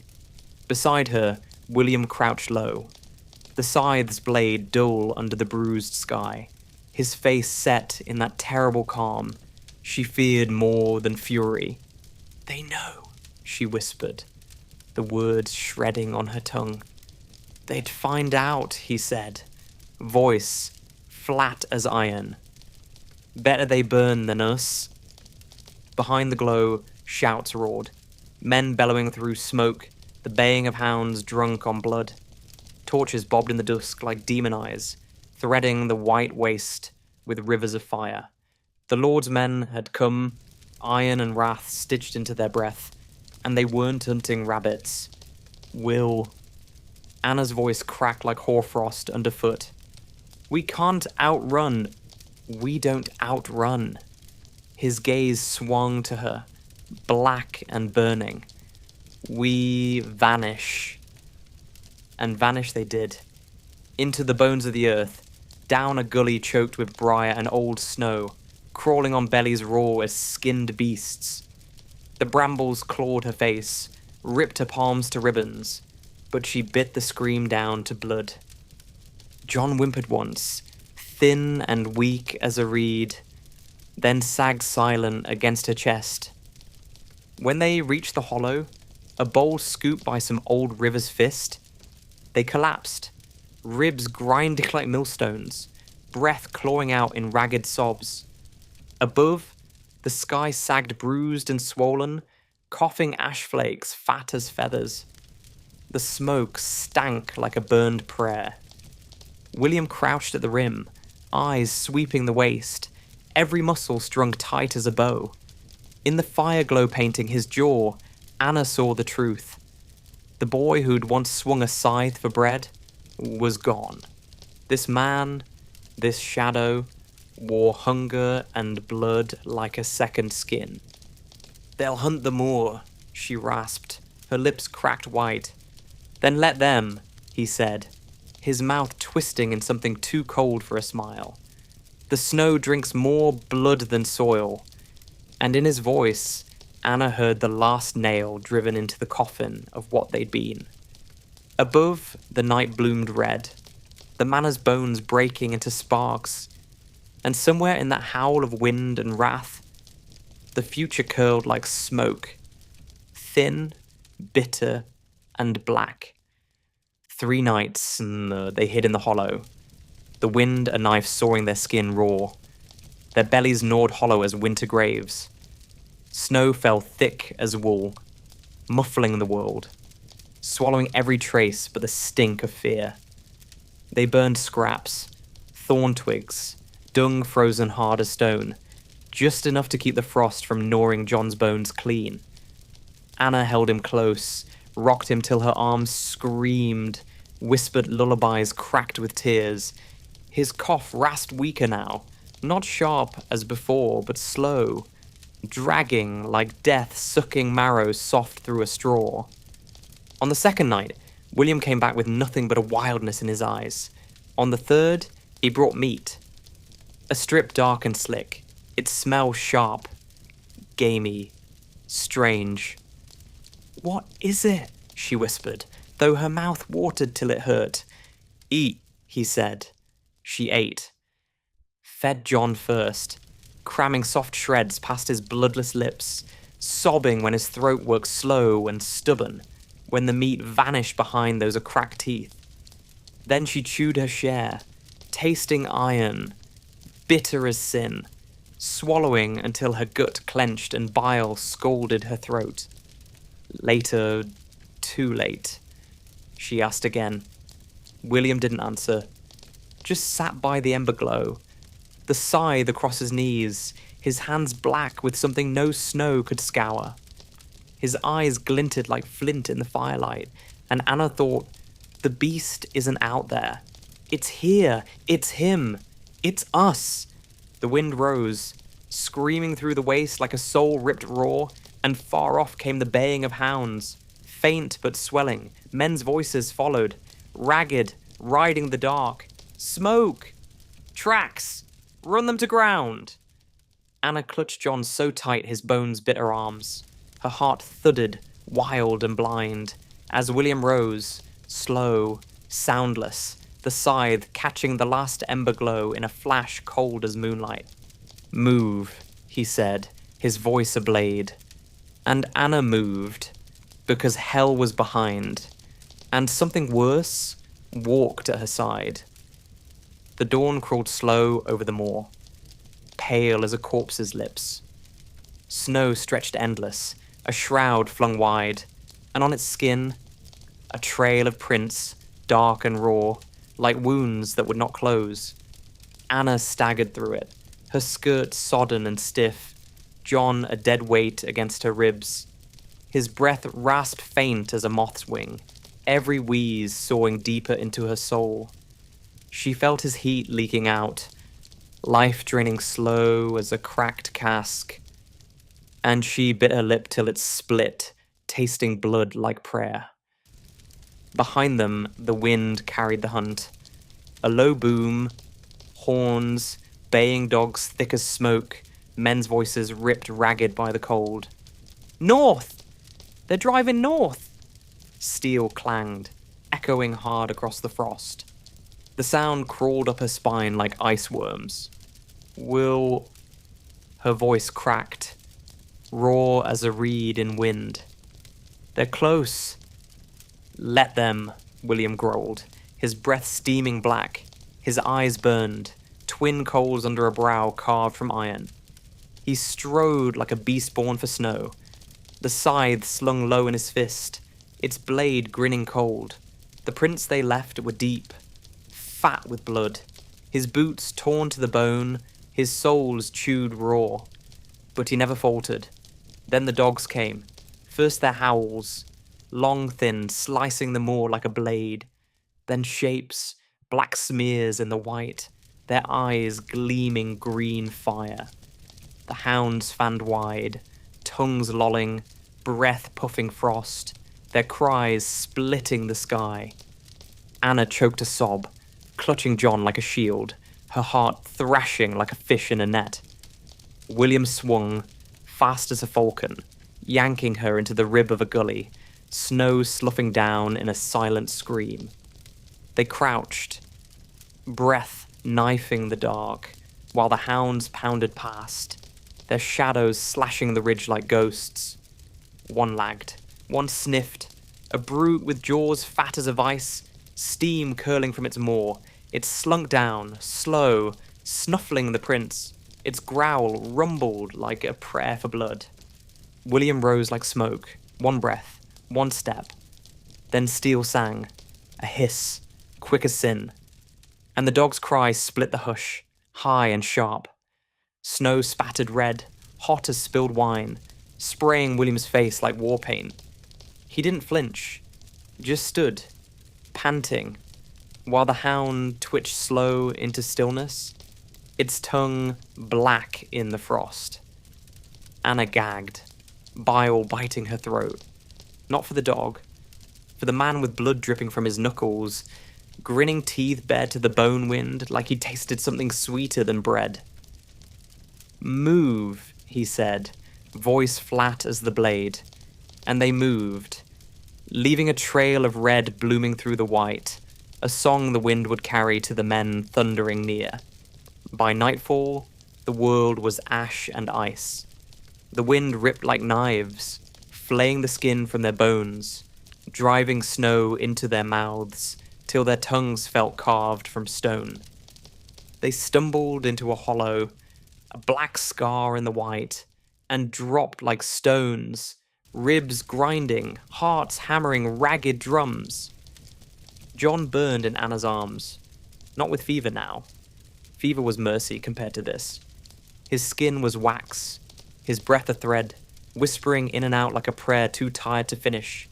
His eyes cracked open once, grey, cloudy, a sky where no sun rose, and his lips shaped a word she couldn't catch, then shut. Anna pressed her mouth to his hair, sobbing dry, soundless. Her tears had frozen weeks ago. Beside her, William crouched in the ember glow of a scrap fire, his shadow thrown long and black, jagged as a gallows. His hands worked slow, sure, stripping meat from a carcass sprawled in the drift. Not a hare, not a deer, a man. She saw the boots first, good leather, lord's leather.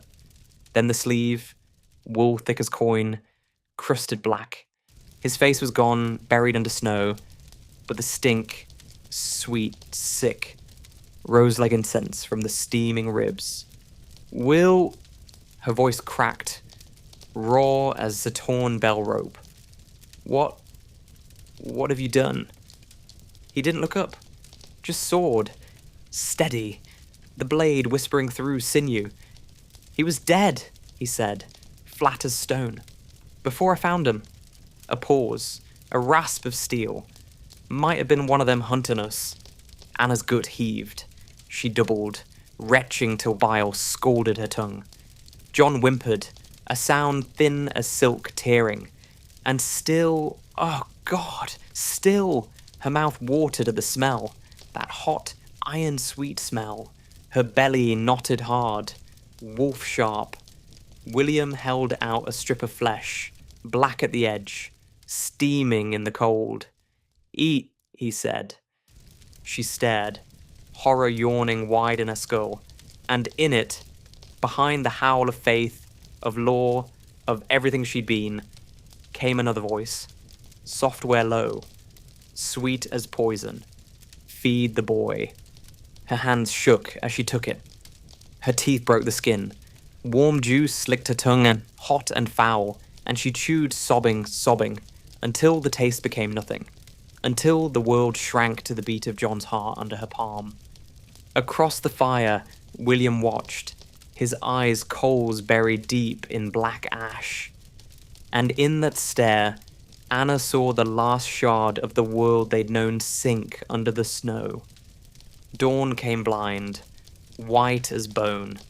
The snow had stopped, but the cold, Christ the cold, bit to the soul, gnawing slow and patient as a worm in wood. The hunt was closer now. They heard it in the wind, horns baying flat and cruel, voices flogging the sky with rage.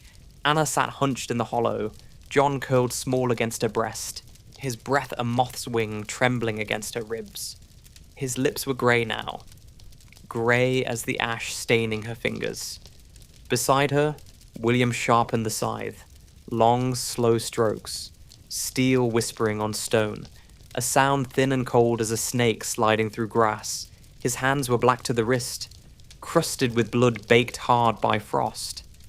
His face, Christ, his face, was carved from shadow, eyes sunk deep, mouth a straight cut that could bleed the world dry. They'll be on us by noon, he said, calm as a saint's corpse. Tracks run too fat, snow's thinned.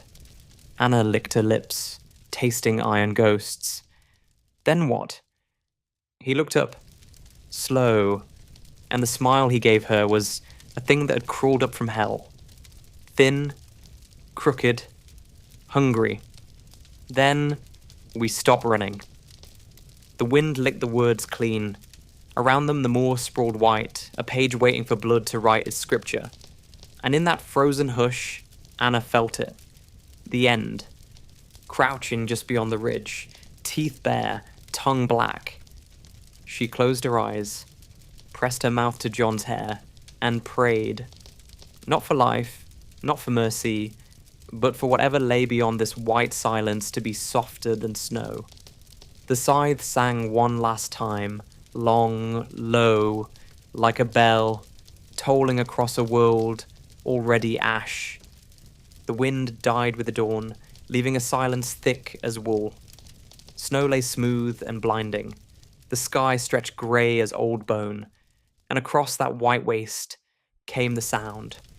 Boots, iron-biting frost, steady as a drum of doom. Anna heard it first, coiling down the ridge, crawling through her skull. She clutched John tighter, his breath a thread unravelling against her breast. He whimpered once, so faint it barely stirred the air. She bent her head, lips on his hair, whispering nonsense, prayers too cracked to mend. William rose slow from the hollow. No haste, no flinch. He straightened to his full height, the scythe gripped in fists black with blood baked hard as iron. His tunic hung in strips, his hair a snarl, his eyes twin shards of flint. For one breath, he looked carved from the moor itself. A black figure etched on white, lean and savage. A man who'd torn his soul down to the bone and found only steel inside. They came over the ridge, 10, maybe 12, lords' men in mail crusted with frost, helms winking dull under the weak sun. Their boots thudded, shaking the air. At their head rode the captain, face sealed under steel, his banner snapping like a whip, a splash of scarlet against the pallid sky. "William Holt!" The voice cracked across the waste, hard as oak, cold as iron. "In the king's name, yield!" William's laugh slashed the hush, raw, jagged, spilling steam like blood. "Yield." His voice rolled dark, steady, biting the air in strips. "Two men fat on my bones, to crowns that grind us like grain." The scythe sang as he swung it high, its arc slicing the sky, bright as a crescent moon steeped in blood. Then the world broke. They charged, boots pounding, blades hissing like snakes. The moor erupted, white exploding under iron feet, wind ripping screams into tatters. William leapt to meet them, steel shrieking on steel, sparks spitting like devils. The first man fell, throat split to the spine, his blood painting the snow in a banner broad and red. Another staggered, clutching a belly torn open like a grain sack, steaming gut slopping to the frost. Anna clutched John, crouched low in the hollow, her breath a sore, her eyes wide pits drinking a hell stitched on white. Men screamed, steel howled, snow drank deep, and at the center, William, his scythe a silver storm, his face a mask carved from death's grin. But numbers chew stone. They swarmed, wolves in mail, snarling, biting, hacking with iron teeth. Blades kissed flesh, blood spurted hot, hissing on snow, and still he moved, striking, snarling, until the white was red, until the wind reeked of iron and offal. Then, oh Christ, then he staggered. Just a flick, a falter as steel kissed his ribs deep. His breath tore out, black and bitter, mist curling from his mouth like a soul unmoored. Anna screamed, raw and ripping, but the wind swallowed it whole. It ended as all storms end, with silence so thick it deafened. The moor sprawled flat under a sky-bruised violet. Snow churned black and red. Bodies sprawled like broken toys flung by a mad child. Crows circled low, their cries thin, greedy. At the center lay William. Anna crawled to him, her knees cutting through crusted drifts. John clamped to her breast with a grip, fierce as rigor. Her hands shook as she rolled him. Christ. Her hands, slick with blood so hot it smoked against the cold. His eyes cracked open, black hollows ringed with frost. His breath scraped her cheek, a rasp clawing through his chest like nails on oak. "You..." The word crawled raw from his throat, shredding itself on the air. "You run, take the boy, north." Anna shook her head till her teeth rattled, tears freezing in shards on her cheeks. "No, north," he snarled, the sound tearing his lungs to ribbons. "Where land's free, where men ain't dogs for lords." A cough ripped him in half, spitting blood dark as plum wine across the white. She bent, pressing her brow to his, her sobs hollow, jagged. His skin burned, then froze under her lips, his pulse a slow drum drowning in silence. She tasted salt, tasted iron, tasted the last splinter of the boy he'd been, before hunger sharpened him to a blade. "Anna?" His voice cracked. Just a thread now, fraying fast. "Keep him breathing." Her breath snagged, broke. "I will." A pause, a shudder. His mouth curled, not a smile, but close. A shadow of warmth flickering through the ruin. Then I can go." And he went. Quiet. Like a scythe slipping through ripe grain.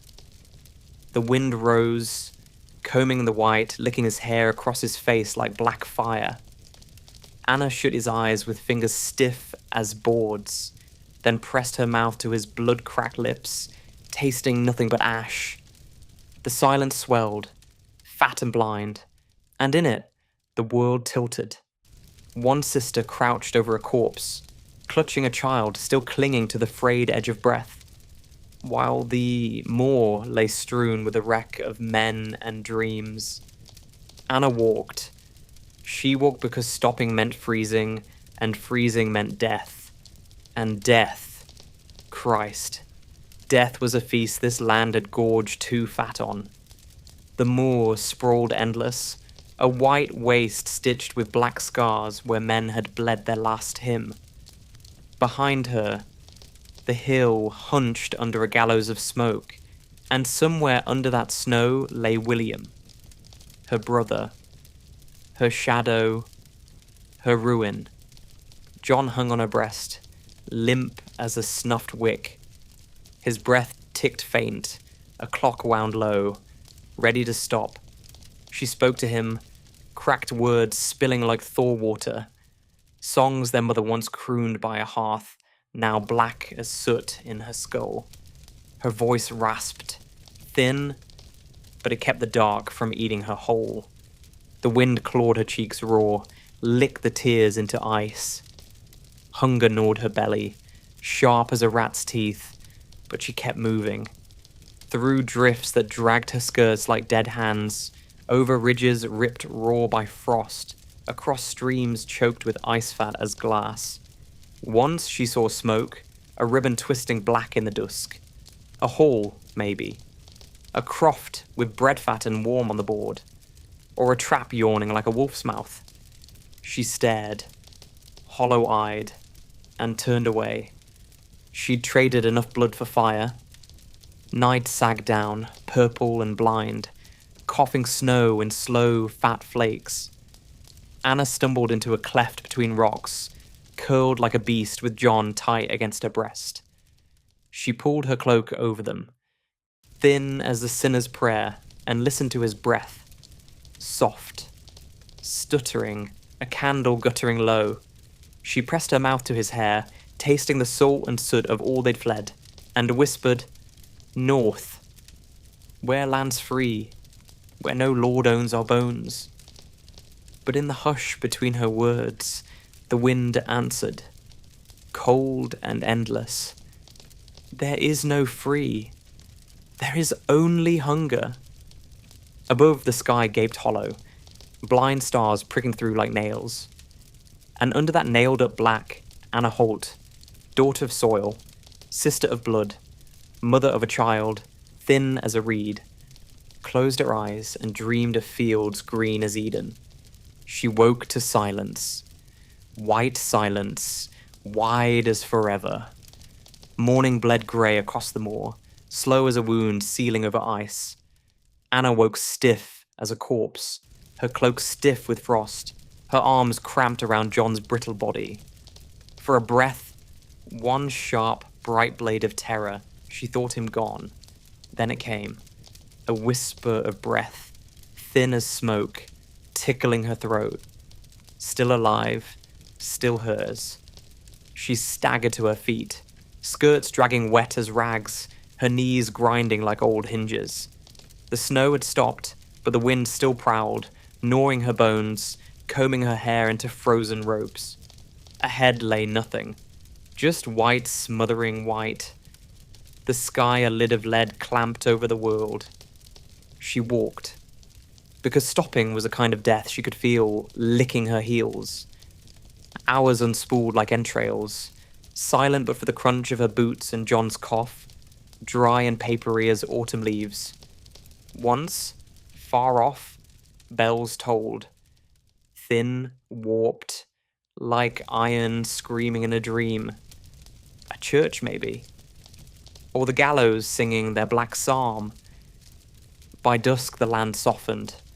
A smudge of black against the pale, a croft squatting low, smoke sneaking from its chimney like a sly smile. Anna's gut clenched hard, sharp as hunger. Bread, heat, a roof, or a snare. She pushed the door at dark. Inside, heat thick as blood, pressing her skin, making her head reel. The smell slammed her, meat spitting fat, bread sweating gold on a board.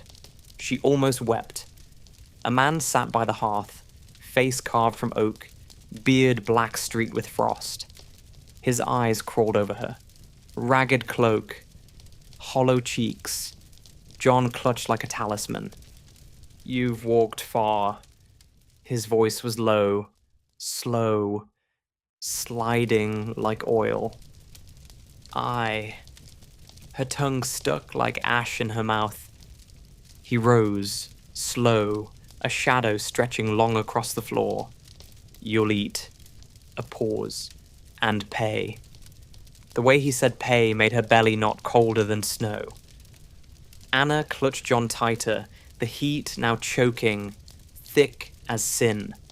Behind her, the door sagged wide, letting in the night's black breath.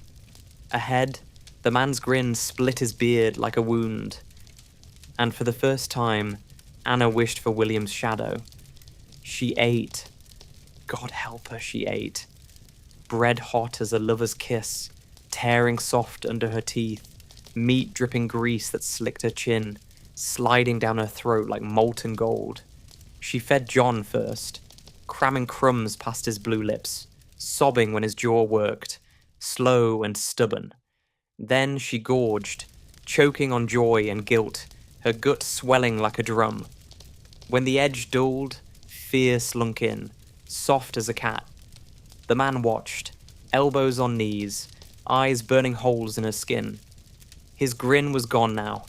In its place, something lean, sharp, hungry in a way that had nothing to do with bread. "You've no man," he said, voice flat as a whetstone. She froze, crumbs crusting her fingers like scabs. "I had. And now?" His gaze slid to John, then back, slow as a knife drawing from flesh. Her heart thudded hard, a fist pounding her ribs. She thought of William, the way he'd stood on the moor, black against white, scythe singing blood. She thought of his laugh, jagged as glass. She wished for that laugh now, wished for his shadow clawing the corners, wished for a monster to scare this wolf back into its den. Instead, she had her hands, her teeth, her rage, worn thin as old linen. He stood, boots thudding slow, steady, like the drum of doom. "A roof," he said, voice low, eyes crawling. "Fire, bread, all yours." A pause, long enough to scrape the bone from her will. "For a wife's duty." Her belly heaved, the feast curdling into bile. She clutched John, his breath ghosting faint, his ribs sharp as blades. She thought of the moor, of the white moor yawning beyond that door, waiting to chew them to bone. And she nodded. God help her, she nodded. The days crawled, fat and foul as maggots. Anna wore her body like a shroud, lips cracked from words she wouldn't speak, hands raw from work that stank of chains. She spun till her fingers bled, churned till her arms screamed, scrubbed till her nails split black. And at night, oh Christ, the nights, she lay stiff as the boards, the man's breath dragging across her skin like a dull sore. John grew slow as a winter sun, thin but breathing, his eyes two grey hollows in a face pale as milk. She fed him from her own mouth when meat was mean, chewed roots to mush, prayed until her throat cracked. The prayers never reached heaven. They curled back like smoke and died in her chest. But still she spat them out, like teeth ground loose by hunger. Outside, the world shifted. Men in boots black as crow wings stomped through lanes, sniffing for rebels' bones. Heads grinned from spikes in towns fat with famine, their mouths frozen in the rictus of law. Taxes crawled higher, tighter, biting till blood wept from stone, and whispers, always whispers, of pestilence stirring again, black breath coiling in the east. One dusk, the man staggered in stinking of ale, his grin torn wide, his hands rough as iron. Anna stood by the hearth, fists curled, jaw clamped, her breath soaring. She thought of William, his scythe, his laugh, the blood he'd spilled for a dream chewed to pulp. And something split in her. When his hand clawed her wrist, she drove the iron poker deep, hard, till bone cracked like ice on a thawing stream. His scream split the croft, sharp and raw, a hymn to hell. Blood spattered the rushes, thick and hot, hissing where it kissed the fire. Anna stood over him, chest heaving, the poker dripping red, and felt nothing. Not fear, not triumph, only a hollow yawning wide as the moor, wide as a sky nailed with dead stars. She wiped the poker clean, fed John, slept with the fire hissing low, the smell of blood thick as incense. Outside, the wind moaned through the thatch, whispering like William in the dark. Run, Anna. Run before the wolves scent the blood. She ran. God strike her blind. She ran. Before dawn smeared the sky with ash, before the blood cooled on the croft floor, before the man's groans could crawl into words.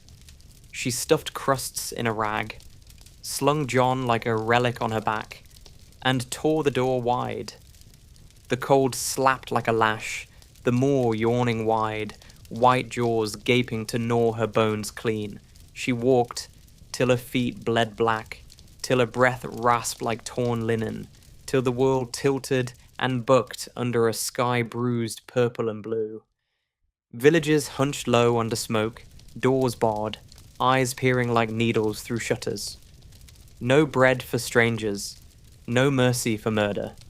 Dogs bayed at her shadow, ribs sharp as scythes, their eyes green with hunger. Once she begged at a hall, down on her knees in muck, John sagging like a sack. Her voice cracked raw. They tossed her crusts like bones to a cur. She thanked them with her teeth clenched so hard blood salted her tongue. By Candlemas, her boots were rags, her skirts stiff with filth, her hair a snarl thick with frost. John burned and froze, his breath ticking faint as a gnat's hum. Anna crooned songs dead centuries old, her voice cracking like glass, her heart a drumbeat counting down the dark, and always the road. A grey scar slicing white, never ending, never bleeding green. She dreamed of William some nights, his laugh jagged, his hands red, his eyes black fire. Woke tasting iron, fists curled round emptiness. The sky stayed nailed with clouds. The wind kept whispering that one word, soft, sly, cruel as hunger. North. She found it on a Lenten dusk, a hulk of stone squatting black on a hill, its bones crusted with frost, its windows blind. A priory, gutted by pest and wrath, walls gaping like split ribs. She crawled through the wreck, breath rasping, John whimpering like a pup chewed near dead. Inside, cold thick as a corpse, silence fat as wool. Candles guttered on stubs green with rot, their stench sweet and foul. A crucifix hung cracked on the wall, Christ's head drooping like a drowned man. Anna curled in a niche, moss slick under her spine, and fed John the last of the crusts. He sucked slow, his eyes cloudy as old pewter, his breath shallow as thaw water creeping under ice. She sang, low, cracked, her voice a ghost in that hollow dark. Sleep, my Bonnie. The stars are bright. The stars weren't bright. The roof was a sieve spitting cold tears. Rats skittered through shadows fat as sin. Somewhere, water dripped. A slow, cold clock ticking out the world. She pressed her lips to his skull, felt the heat fading, and thought, if he goes, I go. No more. No road. No more hunger biting the marrow clean. But John clung, thin, stubborn as a weed in frost. His breath ticked on.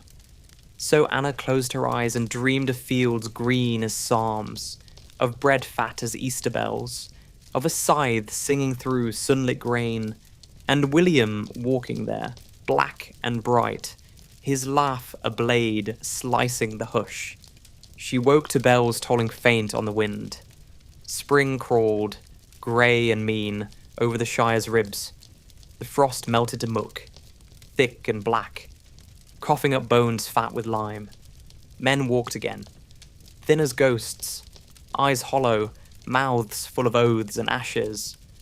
The king's banners flapped over spikes, grinning with heads stiff as iron. Anna walked too, north, always north, through lanes gutted by fire, through woods crawling with wolves that watched with eyes green as pestilence. She traded scraps of linen for crusts, spun yarn till her fingers wept blood, begged with a voice raw as a gallows rope. And still, John lived, small, silent, stubborn, his breath a thread, his eyes two grey smudges in a skull white as milk. She dragged him on her back till her spine screamed, till her bones felt ground to chalk. One dusk, on a ridge cracked by wind, she stopped. Below sprawled a vale, green ghosting the black, sheep crawling fat as clouds. Smoke curled from roofs, snug as teeth in a jaw. Land, work, bread. Anna dropped to her knees in the muck and laughed. A sound cracked, jagged, spilling salt down her cheeks. Laughed till her throat split and her breath tore like rotten cloth. And far off, soft as a sigh, the wind whispered William's name. Years wore her thin as homespun. Seasons wheeled, gnawing flesh from bone, grinding dreams to grit. She bent her back over soil black as sin. Her hands raw from clawing life out of a land that bit and spat like a dog on a chain. John grew, slow, crooked, hollow-eyed, but he grew. Worked fields with a jaw hard as flint, his silence heavy as frost. Some nights, she'd wake to his breath in the dark and feel a blade of fear. Fear that his eyes burned like William's once did. Black fire banked under ash. They never spoke of the road, the blood, the moor white as a shroud. Those ghosts lay deep, fat as roots, feeding on their marrow. When Anna's last spring came, she sat by the furrow, knees drawn up, watching the green ghosts through the black. The sky hung wide and hollow, clouds nailed to it like bone-white crosses. Her hands, knots of cord and scar, lay quiet on her lap.